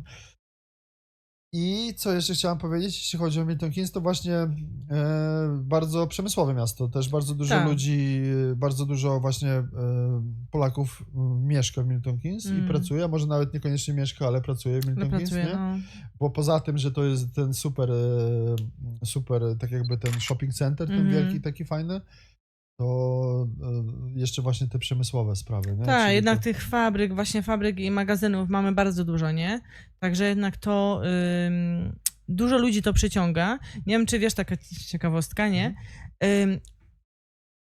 Różnica, taki balans pomiędzy ludźmi przyprowadzającymi się do Milton Keynes, a wyprowadzającymi się z Milton Keynes codziennie. Wiem, rośnie. Tak. Więcej przyjeżdża niż wyjeżdża. Codziennie 11 dodatkowych osób się przyprowadza, nie? Wiem, No, a mimo to cały czas jest popyt na pracę. tak. Czyli wiem, bo ja ostatnio widziałem takie statystyki No. też, gdzieś mi się to pojawiło, że w Milton Keynes statystycznie rocznie bardzo dużo ludzi Tak. przyjeżdża mieszkać w tym miejscu, a mimo to rynek pracy jest cały czas otwarty i cały czas są oferty pracy. No.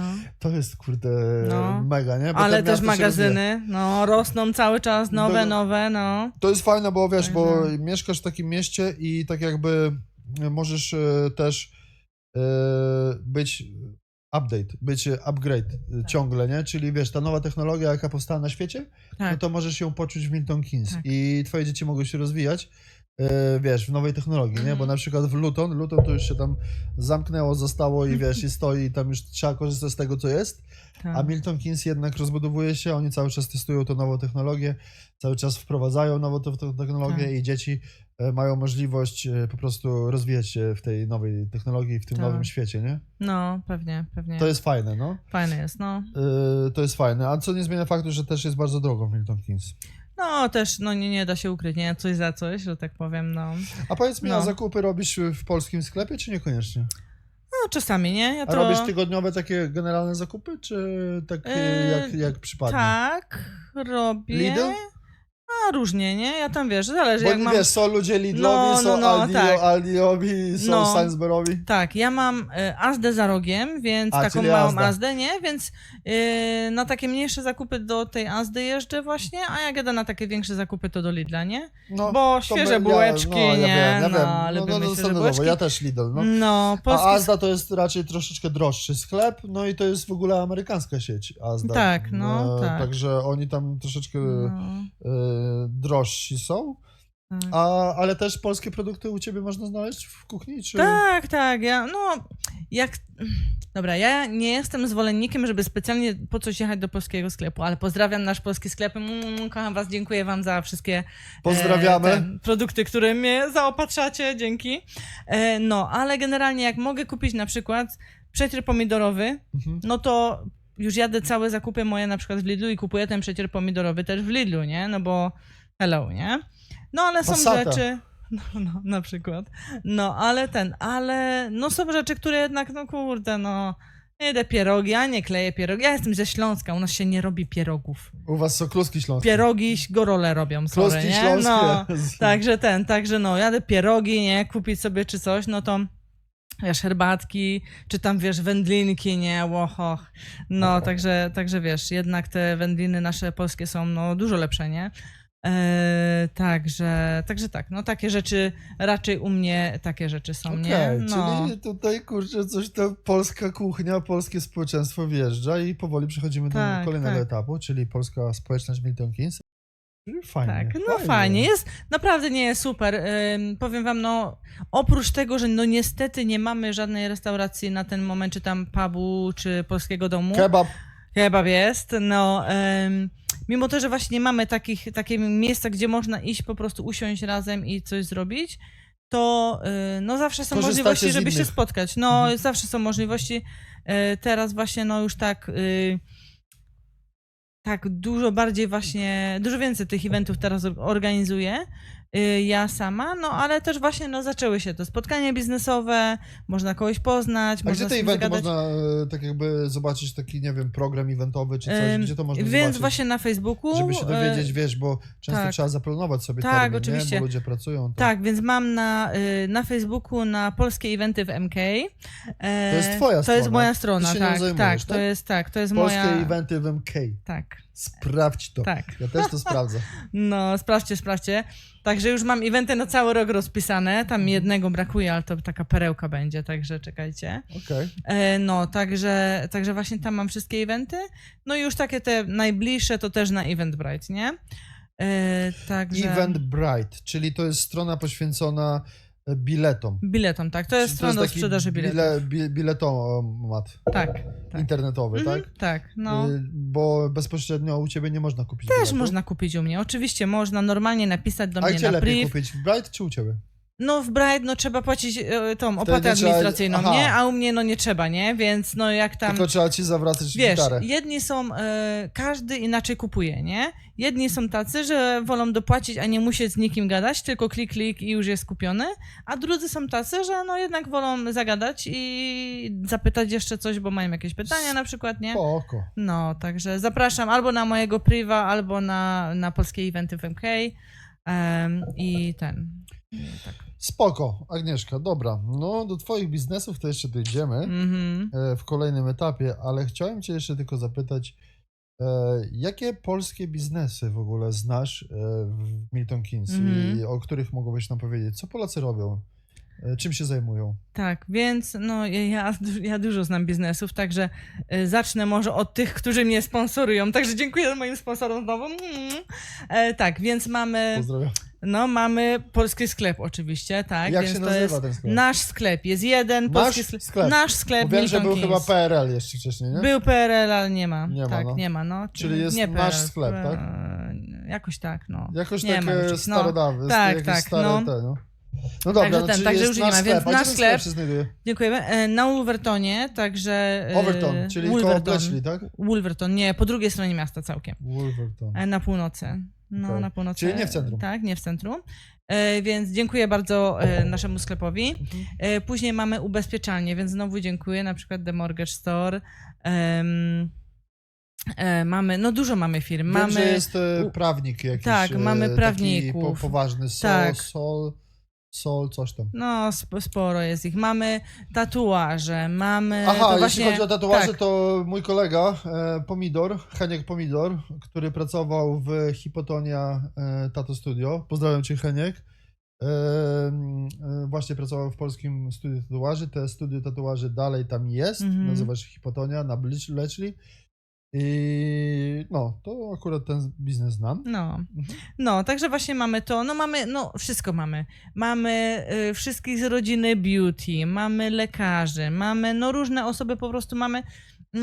Ja myślę, że jak się by chciało... Jak najłatwiej znaleźć to wszystko? Media społecznościowe? Najłatwiej, chyba myślę media A społecznościowe. jak to się nazywa? Jakie to są strony? Więc tak, doradcy hipoteczni. Później mamy Stack, to znowu Czyli jest... jak ktoś chce kupić chatę, Tak, jak to ktoś są chce kupić doradcy, chatę, którzy tak, mogą ci pomóc w tym, tak. żeby kupić chatę, a oni też pomagają na przykład przy uzyskaniu kredytu? Tak, właśnie oni robią cały ten proces mortgage, Czyli ubezpieczenia. oni prowadzą cię przez cały ten Tak, to proces, jest- a za jaką kwotę, za co oni to robią? Nie wiem. Jakiś procent biorą od tego, tak?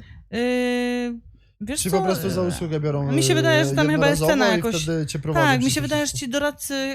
Bo to chyba na początku się tak, płaci za konsultację, nie? Tak, A i następnie chyba. przejście w ten proces, przejście Nie tego, wiem. Zapraszam na stronę doradcy hipoteczni Milton Keynes i oni wam na pewno pomogą, nie? Ja tam nie wiem, także nie mogę się Tak? Ale tutaj... oni pomagają tylko opisać? w uzyskaniu mieszkania w Milton Keynes, czy nie tylko? Nie, no wszędzie, Tak? wszędzie jak najbardziej. Oni po prostu mają tak się nazywają, no wszędzie mogą poradzić, nie? Okay. I tak samo właśnie Wojtek, polecam, doradca finansowy znowu jest, nie? Co za Więc Wojtek? Wojtek Symonowicz, on właśnie też z tych jest, nie? A co, on ma Tak. konto na Facebooku, tak? Też ma konto na Facebooku. Wojtek Oni właśnie, Symonowicz? Symonowicz, A co tak. on robi? On robi właśnie z doradcą finansowym i organizuje te biznesowe spotkania, nie? Okej, Wojtek, No, zapraszamy także też. na podcast. Tak, ja ci listę ci dam, nie będziesz miał braków gdzieś tam na ten, więc mamy fryzjerki, Eddie Loves Hair i Oli Hair Lab. To więc- są obiekty stacjonarne, tak? Tak, to są po prostu, ja mówię, że to są najlepsze fryzjerki w życiu, nie? My kobiety, no często mówimy o włosach, tak? No i myślisz sobie, że jak już, no ja mam 41 lat, jak już przez powiedzmy z tych 31 pytamy. lat, no dobra, się przyznaję się, nie mam co kryć, no. Skoro powiedzmy z tych 41 lat, powiedzmy 31 lat, włosy to są no takim bardzo ważnym tematem życia, one jak mówią o włosach i o wszystkim o tym, no myśmy po prostu siedziałyśmy, Pasja. gęby rozdziawione, w ogóle jakby mówiły, ja nie wiem, jakieś nie wiadomo jakie rzeczy, naprawdę polecam, no, Jak ksiądz mszę prowadzi, tak? no my wszystkie byłyśmy bardzo zaskoczone po prostu tymi informacjami, które one nam przekazały. To są fryzjerki z serca i nie? Także bardzo polecam. Czyli tak, no po prostu z pasji. Z pasji, jak najbardziej. No. To jest właśnie mama z córką. Pozdrawiamy panie fryzjerki. No, pozdrawiamy. No, mama z córką, no mega też tam historia. Córka taka bardzo właśnie biologia, chemia, jeśli dobrze pamiętam. I właśnie ona zaczęła tak naprawdę na te włosy znowu pod tym względem chemicznym, biologicznym, nie? No, także no, super firma. Czyli macie fajne babki, fryzjerki takie, Tak, że mamy fryzjerki nudzicie się Torpeda, tam. no i dużo mamy właśnie jakieś tam, no Thermomixy, Arbony, jakieś T&D, nie wiem, no różne Okej, firmy, ale bardziej nie? mi chodzi o takie jeszcze stacjonarne, wiesz, Takie stacjonarne bo biznesy. wiem, że jest Mniam Mniam Kebab, pani Tak. prowadzi taki lokal, Tak, oni jest. tam rozważą kebaby tym. Ja sam mam swoją osobistą opinię na temat tego kebaba. Raz jest dobrze, raz jest niedobrze, ale ogólnie to zawsze mnie przyciąga. Także najlepiej, żeby każdy sobie sam spróbował. A wiem, że też tam serwują złotego kebaba, nie? Za Wiesz, 100 nie jem funtów kebabu, można tam wiesz? zjeść kebaba złotem. No. A, ty nie jesz kebabu. Nie jem kebabów, no. Dlatego ty nie możesz się Nie mogę się powiedzieć. wypowiedzieć nic. za bardzo, no. No to dobra, no to mamy to, no to przelećmy dalej. Jeśli chodzi o, jeśli chodzi jeszcze o polskie usługi i polskie te, czekaj, bo tylko chciałem właśnie... Aha, zanim właśnie do tego przejdę, jeszcze chciałem się zapytać, wiesz co, bo tak, jeśli chcecie, widzicie, jest masa polskich biznesów Tak. w Milton Keynes, Polacy robią swoje, na pewno tam jest nauka jazdy też, nie? Że tam Jest, uczą Bychu, jeździć. też W następny ogóle na to liście, też znam no. taką, pracowałem nawet jako instruktor nauki jazdy dla kierowców ciężarówek w firmie Retro Cars, Retro Commercials Training. No i jakbyście chcieli jeździć ciężarówkami, to zapraszam do tego pana, Retro Commercial Trainings, tam są profesjonalne treningi dla kierowców ciężarówek. Ja jako instruktor też uczyłem kilka osób i mogę polecić wam to. Na pewno też są jacyś ludzie, którzy jeżdżą nawet nie ciężarówkami, tylko osobówkami, nie? Bo ty już masz prawko, czy jeszcze Tak, nie? tak. Już masz, Tak, Czyli przyjechałam zdałaś. do was, No tak, ty przyjechałeś samochodem. No. Czyli Na też zdałaś. legalu. Także No. są i właśnie te instruktorzy Tak. nauki jazdy, Tak. są takie różne bajerki. ale jak już będziecie szukać tych polskich biznesów, to wchodźcie po prostu w media społecznościowe Polacy w Milton Keynes i tego typu sprawy, to tam sobie to znajdziecie. No, ale bo pytajcie mnie też, nie? Bo ja tam jednak dużo osób często też właśnie dostaje wiadomości takie prywatne. No i ludzie się pytają, ty Aga, no mam taką sytuację, potrzebuję X, nie? Ale chciałem cię I jeszcze ten. zapytać, wiesz, zanim przejdziemy do następnego właśnie tematu, to chciałem się zapytać, czy ty, czy według ciebie Polacy masowo wracają do Polski? Czy to jest jednak taki jakiś dziwny mit? Ja myślę, że dużo ludzi zjeżdża, tak z moich osobiście takich bezpośrednich znajomych to nie, ale znajomi moich znajomych tam wiem, że Coś tam zjeżdżają, tak? dość sporo ludzi zjechało już, nie? Dobra, Na bo przykład, ja nie? mam takie oficjalne statystyki, jeśli chodzi o to, nie? Bo ja się troszeczkę przygotowałem, nie? I Hello.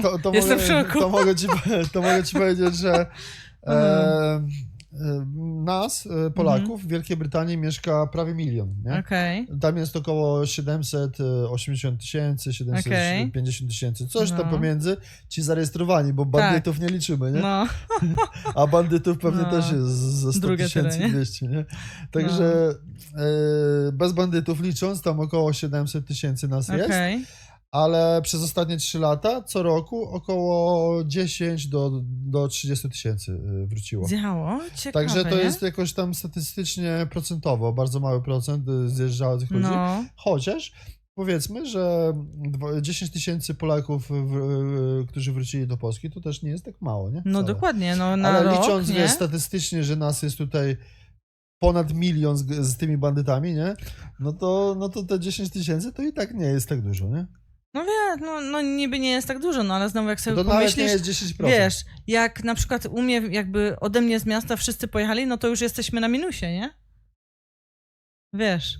No tak, tylko że ile, a No, teraz no policz, tak, jest no miast. ja wiem, jest Dobra, dużo, no. bo my no, możemy sobie możemy tak sobie tak gdybać, nie? pierdzielić. Tak, sorry, ale okej. wyciąłem. No. Moje zdanie jest takie, że wyjeżdżają ci ludzie, ale tego nie widać.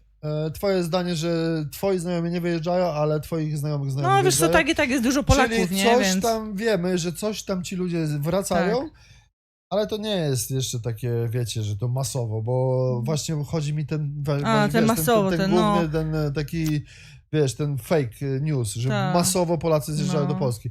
No wiadomo, że w Polsce się trochę polepszyło, Tak, nie? właśnie chciałam powiedzieć, że Ale z jednej lepiej, strony no. się polepszyło, a z drugiej strony się pogorszyło, no bo rozboje, wiesz, obcokrajowcy, gwałty, Tak. ataki terrorystyczne, wiesz, jest bardzo niebezpiecznie w wielu... niektórych, no.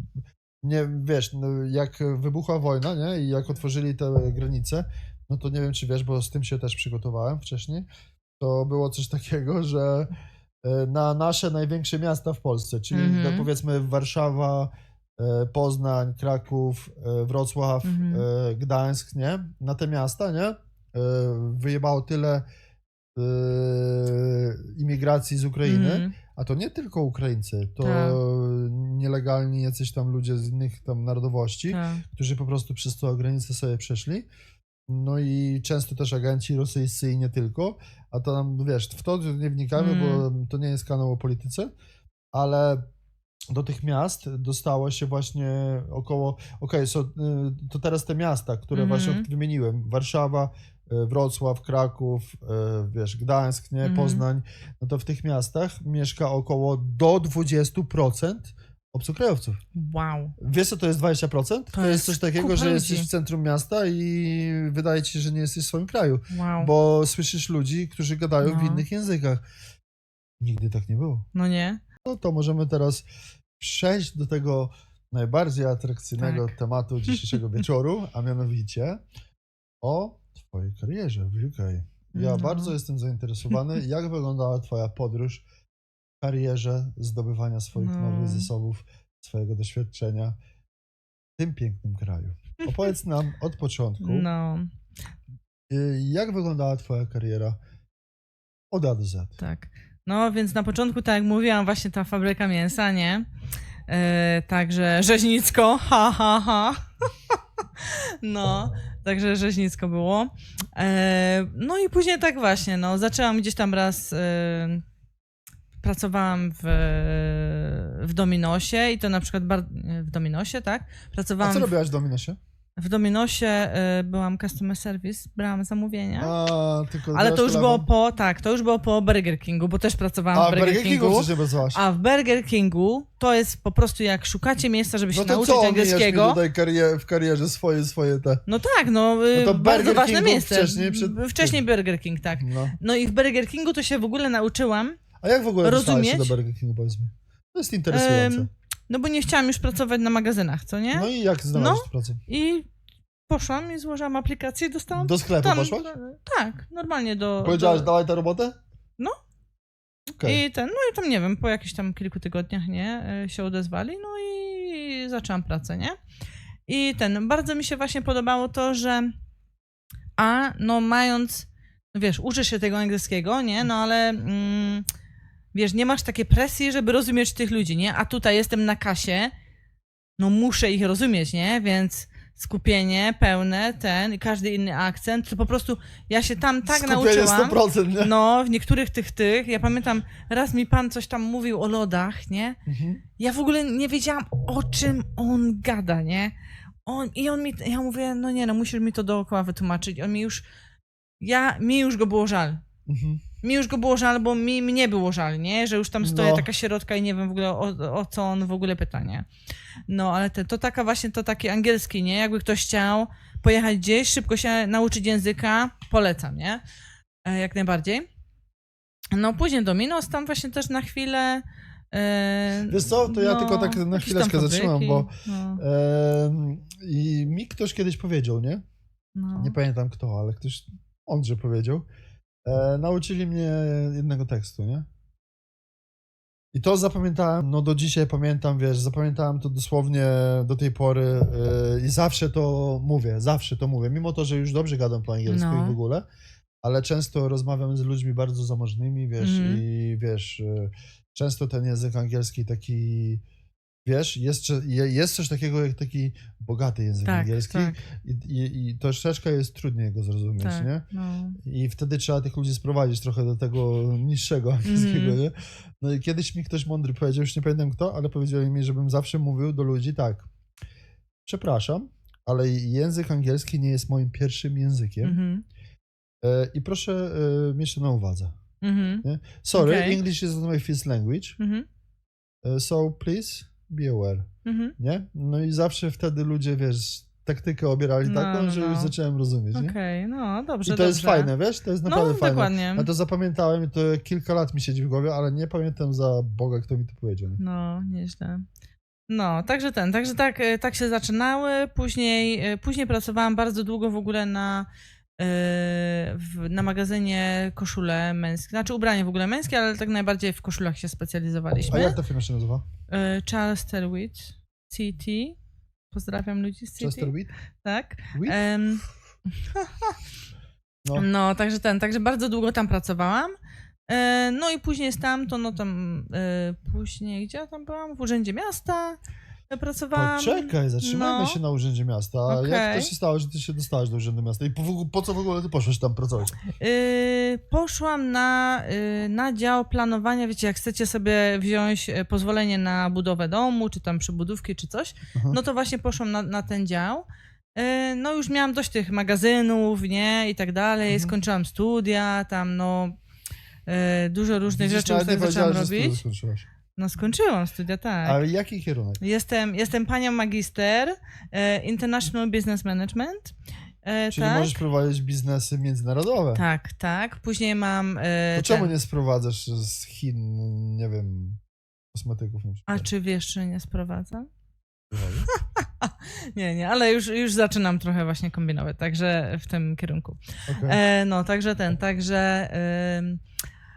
także tak.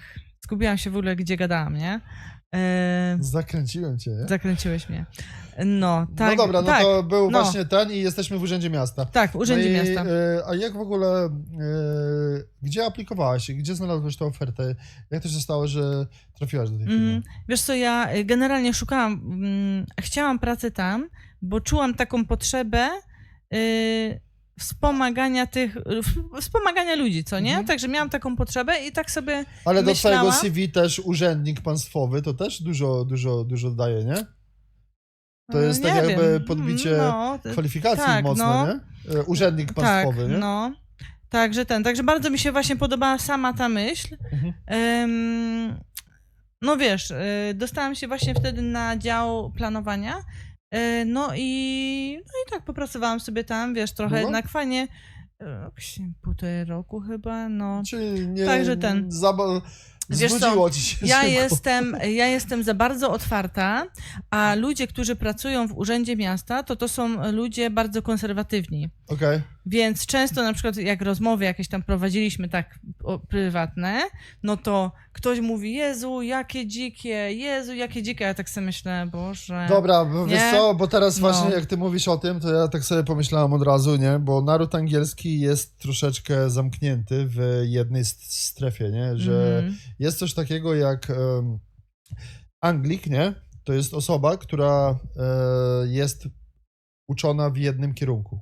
Czyli ja będę hydraulikiem i on kurwa wie wszystko o hydraulice, Tak. ale o niczym innym więcej nie wie. Mm, I on jest zamknięty na wszystko inne, on tylko o hydraulice wie, nie? I teraz urzędnik państwowy, który pracuje w urzędzie i się zajmuje koszami na śmieci konsilowskimi i on to ogarnia to całą logistykę i on tylko kurwa to wie, nie? I jak on siedzi obok ciebie i ty chcesz z nim pogadać, nie? To on nagle nie wie o czym powiedzieć ci, bo on jest zamknięty do logistyki kurwa koszy na śmieci i może wtedy się włącza ten taki, wiesz, te czarne pole, które ciebie rozstraja, jeśli chodzi o rozmowę. Czy tak jest, czy nie? Czy o to chodzi? Ale czy ty też tak uważasz, że Anglicy są właśnie, oni są zawsze kierowani w jednym kierunku i praktycznie oni nie mają wiedzy na temat żadnej innej kategorii? Nie, no wydaje mi się, życia? że mają jakąś tam wiedzę, wiesz, taka wiedza, taka codzienna wiedza, no to mi się wydaje, że jest Czyli co, dobra, nie? football, English breakfast i hydraulika. Albo football, English breakfast i urząd miasta.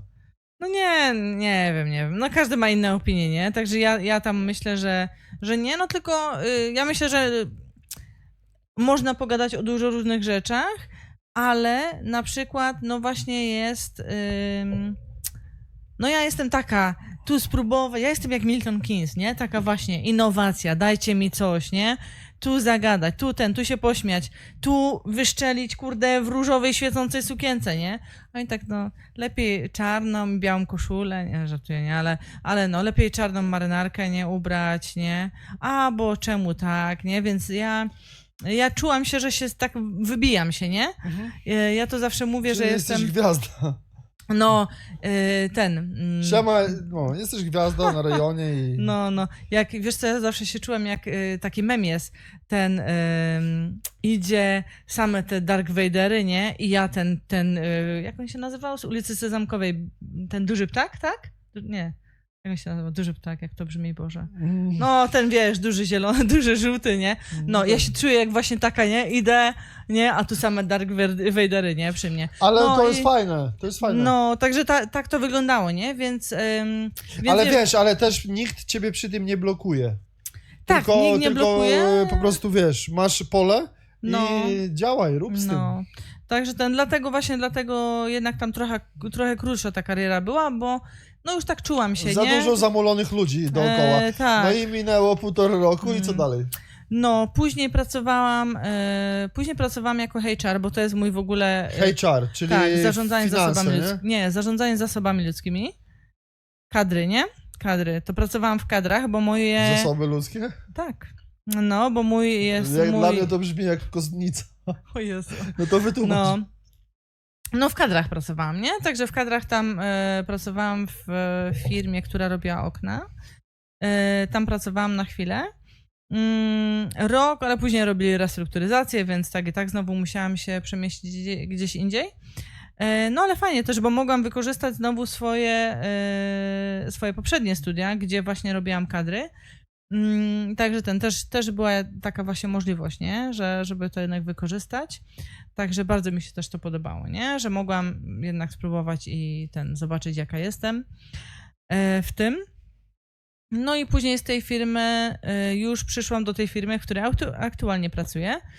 My się zajmujemy nie powiem nazwy firmy, ale powiem, że zajmujemy się remontowaniem domów kancelowych, domów socjalnych. Musiałabyś mnie zabić, tak?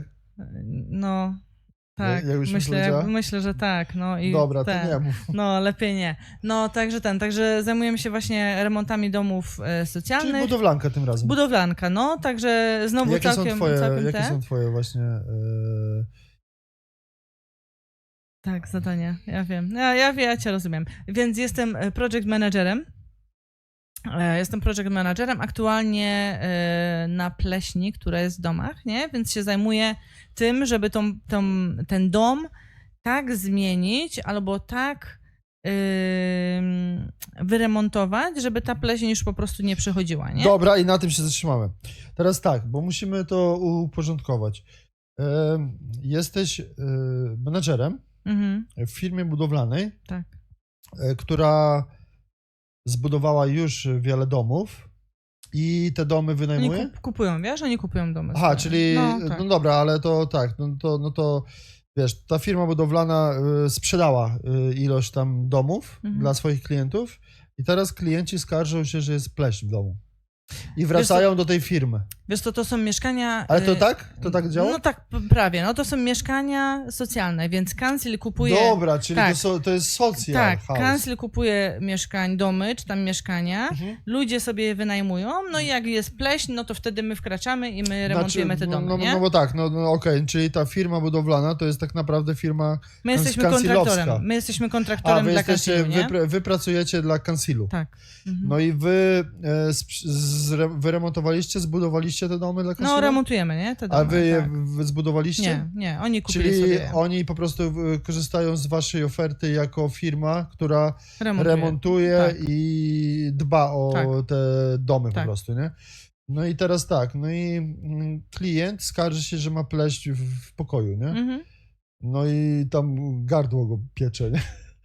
No. Już od tygodnia, nie? Tak. No i wtedy wtedy te informacje trafiają do ciebie i ty zajmujesz się tak jakby logistyką?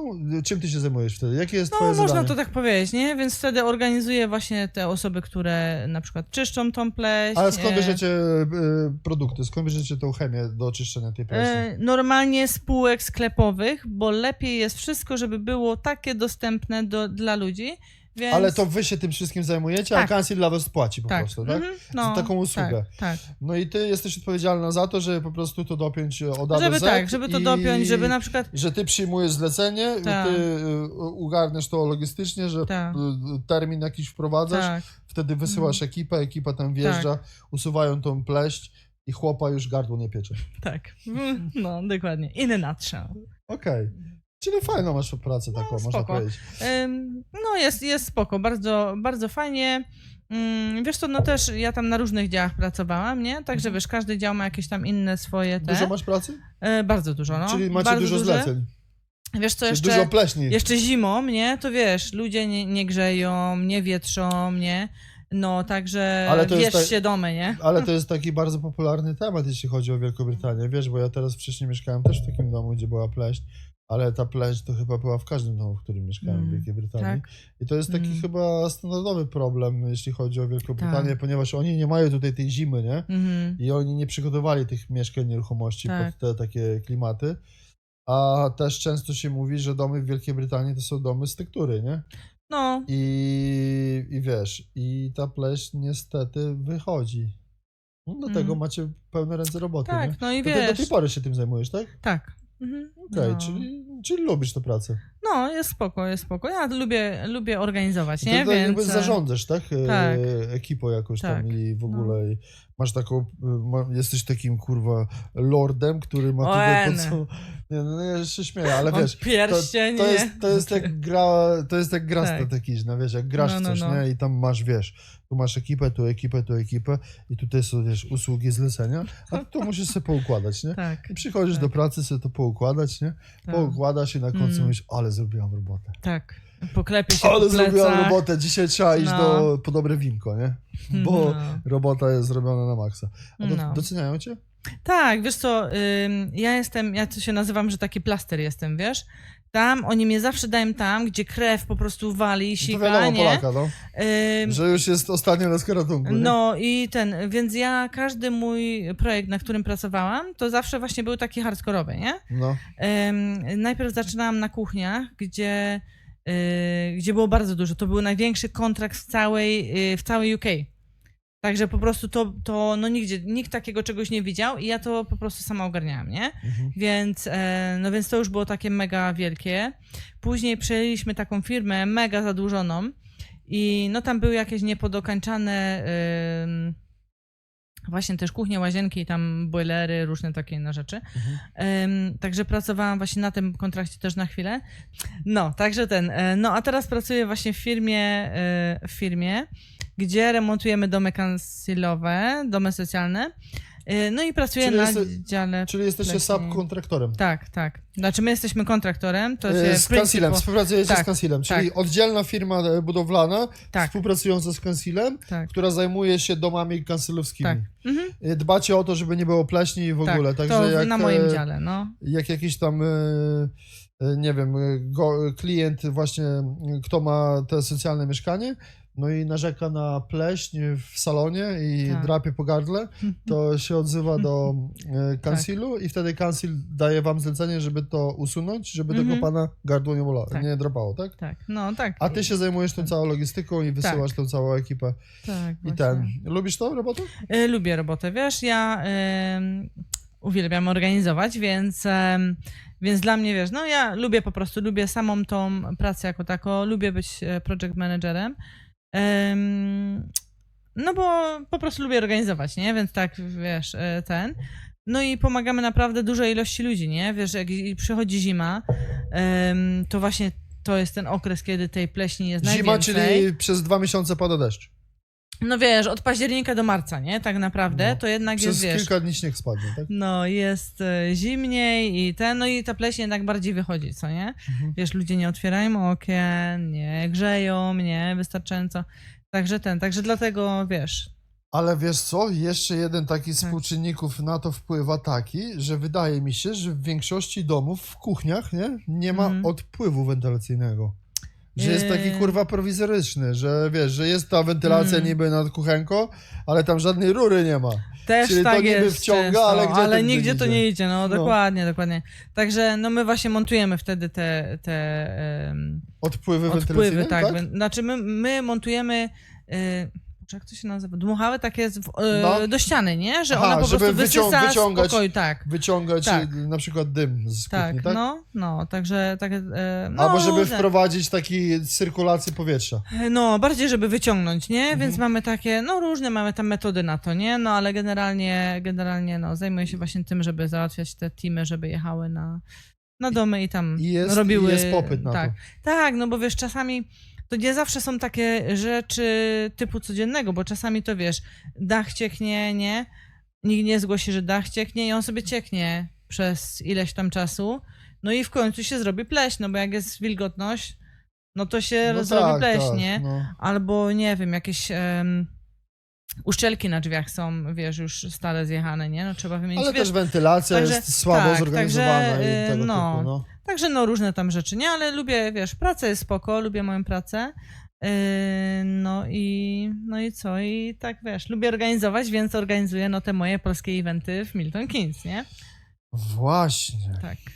Bo to, że ty pracujesz w tej firmie budowlanej i w ogóle, no to właśnie jest część twojej kariery, ale też jest coś takiego jak pasja, hobby i to, o czym ja się dowiedziałem, właśnie tak w ogóle ciebie znalazłem, nie? Bo wiesz, ja jak szukam swoich potencjalnych gości, nie? To szukam po jakichś tam ich specjalnych atrybutach, nie?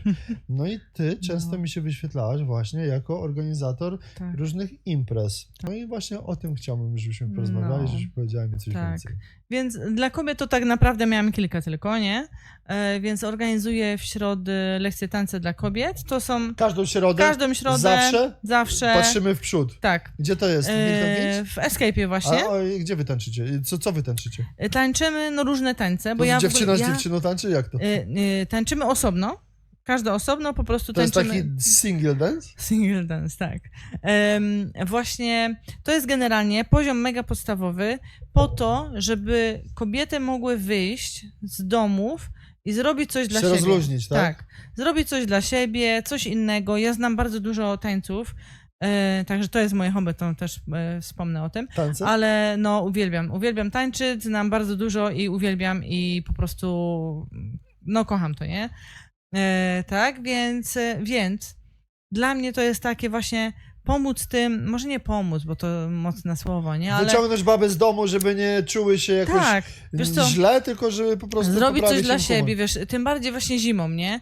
Ja tak zazwyczaj, bo zauważyłam, że tak najbardziej właśnie w te zimowe miesiące, bo już kilka razy organizowałam i zawsze to było właśnie zimą, bo wiesz, zawsze zimą łatwo jest po prostu zamknąć się w domu, wpaść. tak, zamknąć się w domu, nic nie robić, tylko wiesz, praca, dom i wiesz, praca, łóżko, nie? No, także mamy fajne miejsce, żeby się spotkać. A gdzie? A w Escape'ie? W Escape'ie, no. A gdzie tak. w tym Escape'ie? Tam jest siłownia Newfield Health, no i po prostu wiem. na tej siłowni tam Salka, mamy tak? studio. No, Któraś? tak. No, a generalnie to organizuje, tak naprawdę to organizuje no, polskie eventy w MK, także mamy... Czyli poczekaj, dziewczyny, Tak. jak czujecie się trochę przytłumione codziennym życiem, mieszkacie w Milton Keynes i chciałybyście się trochę rozerwać i poczuć taką babską atmosferę, Tak. no to Agnieszka chyba może dla was coś zaoferować, nie? Oczywiście, zapraszam każdą środę? O serdecznie. W której każdą godzinie? środę 8:15 A wieczorem. jak można się zapisać? Po prostu przychodzisz i jesteś, nie? Tutaj Także w możecie komentarzach- napisać do mnie, w tak. komentarzach zostawimy wam profil Tak. media społecznościowe właśnie Tak. Agnieszki i odzywajcie się do niej, jak chcecie Super. trochę poszaleć, nie? Tak, Po no, babsku. a generalnie zaczęła się ta moja właśnie podróż, zaczęła się najpierw z organizowaniem WOŚP-u, więc organizowałam 2 finały WOŚP-u. No było naprawdę mnóstwo ludzi, więc no mówię, kurde, jak umiem zorganizować taki event, nie? Mówię, to co to taka zabawa taneczna, nie? No i w porównaniu, nie? Jak tu No. masz powiedzmy 1500 ludzi na tym drugim bo- finale przyszło, Mhm. nie? Mówię, kurde, to jak mogę tak i zorganizować, to mówię, spróbuję właśnie, to moja pierwsza taka impreza niewośpowa, że tak powiem, tam festyn jeszcze jakiś był, no i później zrobiłam właśnie zabawę taneczną, bal walentynkowy, nie? W zeszłym roku. I tak się zaczęło od tego. Bardzo fajnie poszło. W ogóle takie zainteresowanie, że ja miałam chyba 30 osób na liście rezerwowej, O, a nie miałam już miejsca po prostu, nie? no. Żeby te osoby dołączyć. Niestety. No i tak się zaczęło, nie? Więc zrobiliśmy wesele na niby, później, Jak jeszcze bo... Był niby pan Tak, młody, niby oczywiście, pan młody? był pierwszy taniec i wszystko, pozdrowienia dla Szymona i Sary. Nieźle. No, mieliśmy zabawę lata 80., mieliśmy Halloween, Andrzejki, no i później był Sylwester, no to już grubo, nie? No i znowu w tym roku, nie? Były znowu walentynki, no i tak wiesz, jedziemy. No a teraz 2 maja organizuję konferencję zdrowia. 2 maja. Zapisujcie w kalendarzach. Konferencja zdrowia. Także jest to event taki na co dzień. To jest zdrowie, leczenie i profilaktyka na co dzień. Więc koncentrujemy się już nie na jakiś tam nie wiadomo. Ale to co? Będą jacyś specjaliści, którzy będą Tak. opowiadać Tak. wam o życiu codziennym, zdrowiu i jak dbać o siebie? Tak, A tak. będą jakieś produkty, żeby można było sobie Tak, kupić? można kupić produkty. Właśnie będziemy mieli tak Albo zabiegi? Tak, zabiegi też produkty, właśnie mamy dużo, mamy hipnoterapię. Wymasują mnie tam? Tak. Zapraszam. Więc no mamy różne, mamy chyba, jeśli dobrze pamiętam, to mamy 17 różnych specjalistów. W ogóle jak sobie dzisiaj zdałam sprawę, czekajcie, jutro będzie taki post, że padniecie, nie? Zdałam sobie sprawę, że z tych Nie, to 7... tydzień temu był. No. Tydzień temu był, bo ten podcast Tak. będzie tydzień później. No, także zdałam sobie sprawę, że z tych 17 specjalistów mamy tylko 2 panów, nie? Tak? Więc nie wiem, jak Reszta to się babki. stało, że właśnie same panie są. Także tak to wygląda. No ale właśnie mamy różne. Mamy ziołolecznictwo, bańki, hipnoterapię, glutationy, mamy Brak glutatyn. tak, no mamy ubezpieczenia, no bo oczywiście jedno z drugim idzie, Czyli nie? taki jakby event prozdrowotny, To gdzie jest można mega się dowiedzieć, prozdrowotny, można tak. dużo się dowiedzieć na temat zdrowia, profilaktyki zdrowotnej i... Mamy To laboratorium... jest 2 maja? 2 maja, no. Mamy Damy tutaj plakat. Damy. To Dziękuję ślicznie. Puścimy to promocję dalej. Dziękuję ślicznie. No, mamy laboratorium krwi z Northampton będzie u nas. Czyli będzie można pobrać krew tam na miejscu, tak? Pobrać krwi nie, ale można się już umówić na ten. Myślę, że. To ja dziękuję. Myślę, ja że Health and to ja nie Safety. chcę. No, myślę Health and Safety, nie wiem. Zapytam ich zresztą. Mamy doradztwo takie, jak trzeba skargi złożyć w NHS. Mamy pana paramedyka, który po prostu jest paramedykiem w NHS. Także no mamy dużo różnych opcji. Mhm. Olejki eteryczne, no dużo różnych opcji mamy, które po prostu mogą uzdrowić czy pomóc naszym metodom leczenia, żeby po prostu było nam lepiej, nie? Rozumiem. Tak. Bo też często jest tak właśnie, że Polacy tutaj mieszkający w Wielkiej Brytanii często właśnie odkładają te swoje badania zdrowotne i w ogóle na wyjazd do Polski. Tak. No i wiesz, no i tam sobie siedzisz i odliczasz te dni i sobie myślisz, a dobra, jak pojadę do Polski, to sobie zrobię badania tu, badanie to, badanie tamto. A oni właśnie tutaj, z tego co słychać, organizują taki właśnie event, gdzie możesz sobie jechać i porozmawiać z tymi specjalistami od zdrowia, różnymi specjalistami z różnych właśnie kategorii zdrowotnych. Tak.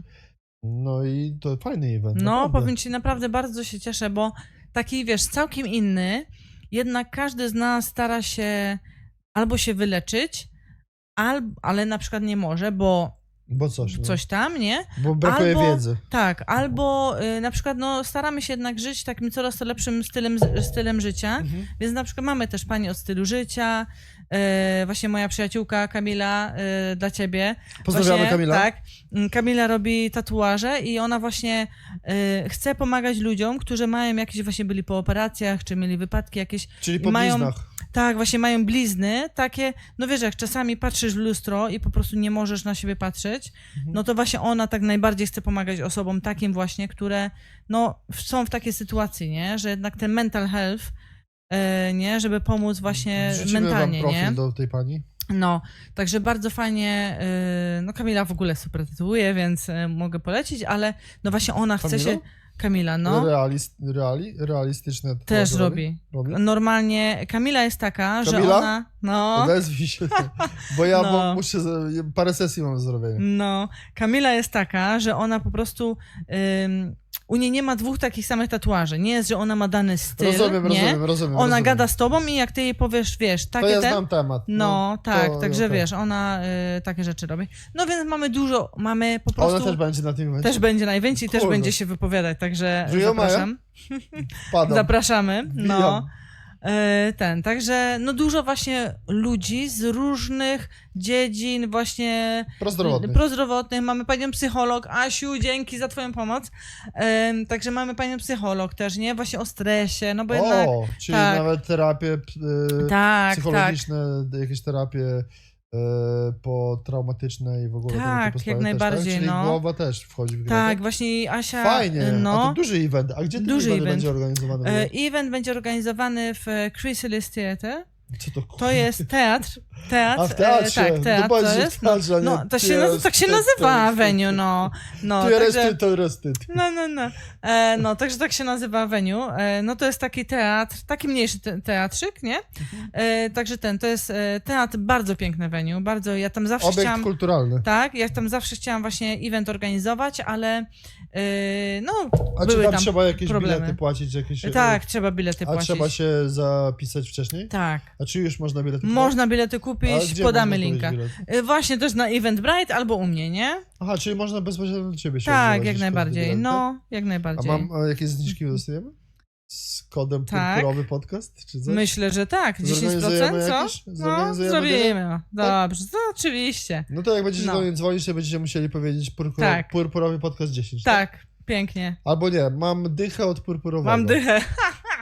No i dasz im 10%, tak? No, to ja też skorzystam. Super, Ja skorzystam dobrze. z tego. No to projektu. super. To co, to włączamy ten kod? No pewnie, włączamy. No to, to- od jutra, Słuchaj, nie, no to już będzie, na zaraz twoich będzie live, bo mediach to tak. społecznościowych to się Tak, pokaże, no. a też na moim tym, to jak pod linkiem po prostu wstawimy, to Dobrze, wstawimy ten super. kod po prostu i będą Super. ludzie mogli. Ja ci No. powiem, że to jest naprawdę bardzo fajna inicjatywa, bo ludzie mogą się właśnie czerpnąć tej informacji od specjalistów, Tak, gdzie normalnie trzeba często dużo płacić pieniążków dokładnie, w Polsce, dokładnie. szczególnie w Polsce, nie? Mm. A wiesz, a ci ludzie, którzy mieszkają w Wielkiej Brytanii, to właśnie zazwyczaj to są ci ludzie zaniedbani, ponieważ oni nie mają tego dostępu do tych specjalistów, a często jak mają, to i tak nie korzystają, ponieważ mają bariery językowe. Językowa, dokładnie, dokładnie. Dlatego ja zachęcam was wszystkich, żebyście skorzystali z tej oferty, bo ja też prawdopodobnie sam się wybiorę tam i nawet wezmę ze sobą swoje córki, bo Super. moja mała Nela, ona Mhm. ma troszeczkę problem ze skórą, nie? Pojawiają się jakieś tam plamki na Okej. dłuższy czas i w ogóle. Wydaje mi się, że to może być spowodowane przez na przykład owoce, za dużo owoców czy coś, Okej. ale nie wiem, bo specjalistą nie Dokładnie. jestem. Ale jak tam pojedziemy, może trafimy na takiego specjalistę, który Dokładnie. nam podpowie i wiesz, i może ten temat chociaż Tak, będziemy mieli za sobą. dokładnie. Fajnie. Widzisz? No, fajnie, powiem Bardzo ci... miło mi było, że ciebie goszczą tutaj. Dużo Dziękuję. to naprawdę wartościowe informacje, które się dowiedziałem od ciebie dzisiaj. I też chciałbym wam wszystkim naprawdę polecić gorąco, żebyście też skorzystali z tej oferty, bo No. 2 maja, zapamiętajcie, to jest majówka. Przeważnie się pije i wpierdziela kiełbaski niezdrowe, a można jechać tam na ten event Tak, i skorzystać z naprawdę ważnej, wartościowej wiedzy. Nie? tak, tak. Mamy zamiast To jest picia w Milton alkoholu... Keynes, tak? Tak, w Milton Keynes. Zamiast picia alkoholu, to pijcie nasz kolagen, bo też będzie stanowisko Będzie z kolagenem, kolagen? a kiełbaski to z wana, bo będziemy mieli wana z A będzie jedzeniem, wąski który z przyjedzie na kiełbaską. lunch, tak, żeby nas tam ugościć, nakarmić. Także... A o której się zaczyna ten event? Od 10, od A 10 gdzie do jest mniej 5. więcej ten teatr? Gdzieś w centrum? Nie, on jest właśnie blisko autostrady, wiesz? Także kto jak przyjeżdża ktoś z daleka, to też jest łatwo dojechać właśnie z No, do autostrady. Milton to i tak jest łatwo No. dojechać. Dobra, no to my wam puścimy dane po prostu w komentarzach Tak. i w opisach odnośnie tego eventu. No i co? Przyjeżdżamy i sprawdzamy tej Tak, wiedzę prozdrowotną, nie? no, No dobra. No to jeszcze Agnieszka mi opowiedz więcej, bo tak, już wiemy o tej fajnej inicjatywie. Wiem już, jak twoja kariera wyglądała. tak. Ale powiedz mi, jaką ofertę jeszcze Mhm. masz odnośnie do nowych klientów? Co mogłabyś zaoferować Tak. od siebie? Czy ty organizujesz oprócz tego, Tak. co ty robisz sama, personalnie i ze swoimi, że tak powiem, ludźmi? Czy ty otwierasz się na jakieś nowe propozycje i masz jakieś usługi? Tak, oczywiście. Ale to Mhm. na ten temat to już proszę rozmawiać z Dobrze. naszymi ludźmi. Także zapraszam was serdecznie. Ja organizuję w ogóle dużo eventów różnych, także każdy znajdzie coś dla siebie. Generalnie zabawy taneczne to jest taka wisienka po prostu cały czas. Powiedz nam jeszcze tylko tak, zacznij od tego, gdzie ciebie szukać, jak możemy Tak. cię znaleźć, gdzie możemy No ciebie pewnie. obejrzeć. Pewnie, więc zapraszam na moje konto na Polskie Eventy w MK, tak się nazywa moja strona, Polskie Eventy w MK. Także zapraszam na Facebooka i teraz na Instagrama też. Zapraszam, albo do mnie na prywatne konto, jeśli tam dołączysz linkę.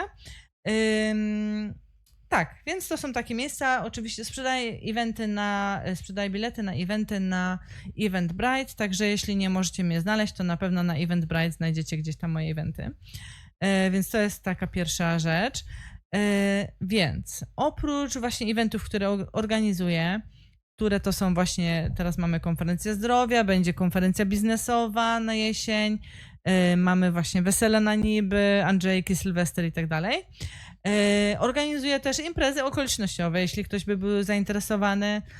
Mam bardzo dużo sprzętu, więc jeśli ktoś by chciał wynająć jakiś sprzęt, robi sobie po prostu imprezę w domu u siebie albo gdzieś tam na jakiejś sali, a brakuje im przykryć na krzesła, no to też zapraszam do mnie, bo no mam do wynajęcia Czyli takie ja, rzeczy. jako klient, tak? Tak, Chciałbym zorganizować dla moich dzieci Tak. komunię, chrzest, czy Wszystko nie wiem, zrobię. czy ślub wezmę, Tak. albo nie wiem, albo zaręczyny zrobię jakieś po cichu.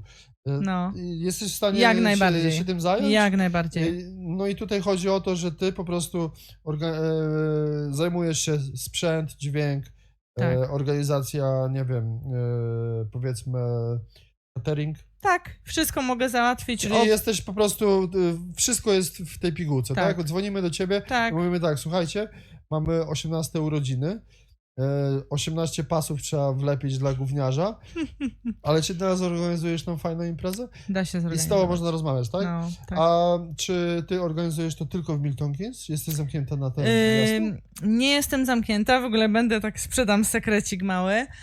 Będę otwierała teraz nowy branch w ogóle na same te moje eventy. Będę otwierała nowy branch. Także już niedługo, myślę. Ale no jeśli ktoś jest zainteresowany po prostu eventami gdzieś poza Milton Keynes, no to jak najbardziej, nie?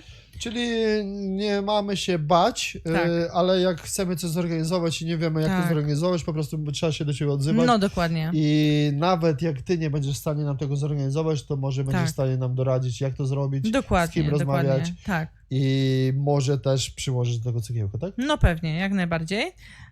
Więc to jest znowu jedna rzecz. A kolejna rzecz, to robię też, mam taką ofertę dla biznesów, nie? No bo dużo biznesów jest takich, gdzie na przykład no chcecie zaoferować coś swoim pracownikom, więc też mogę takie właśnie imprezy dla pracowników zorganizować, nie? Jakieś tam wypady, fajne akcje. Ale też mam różne pakiety takie właśnie, żeby na moje imprezy przyjść ze swoją firmą i jakieś tam właśnie super dodatkowe rzeczy im zorganizować. Także też zapraszam. Oczywiście ja zawsze szukam innych firm, żeby z nimi współpracować. Także zapraszam wszystkie firmy, które by chciały być właśnie w kontakcie, które szukają promocji. Ja już po prostu bardzo dużo reklamuję na 70 grupach w okolicy, plus płatne reklamy, plus Instagram, YouTube i tak dalej. Także no jedziemy z tym koksem. Także zapraszam serdecznie.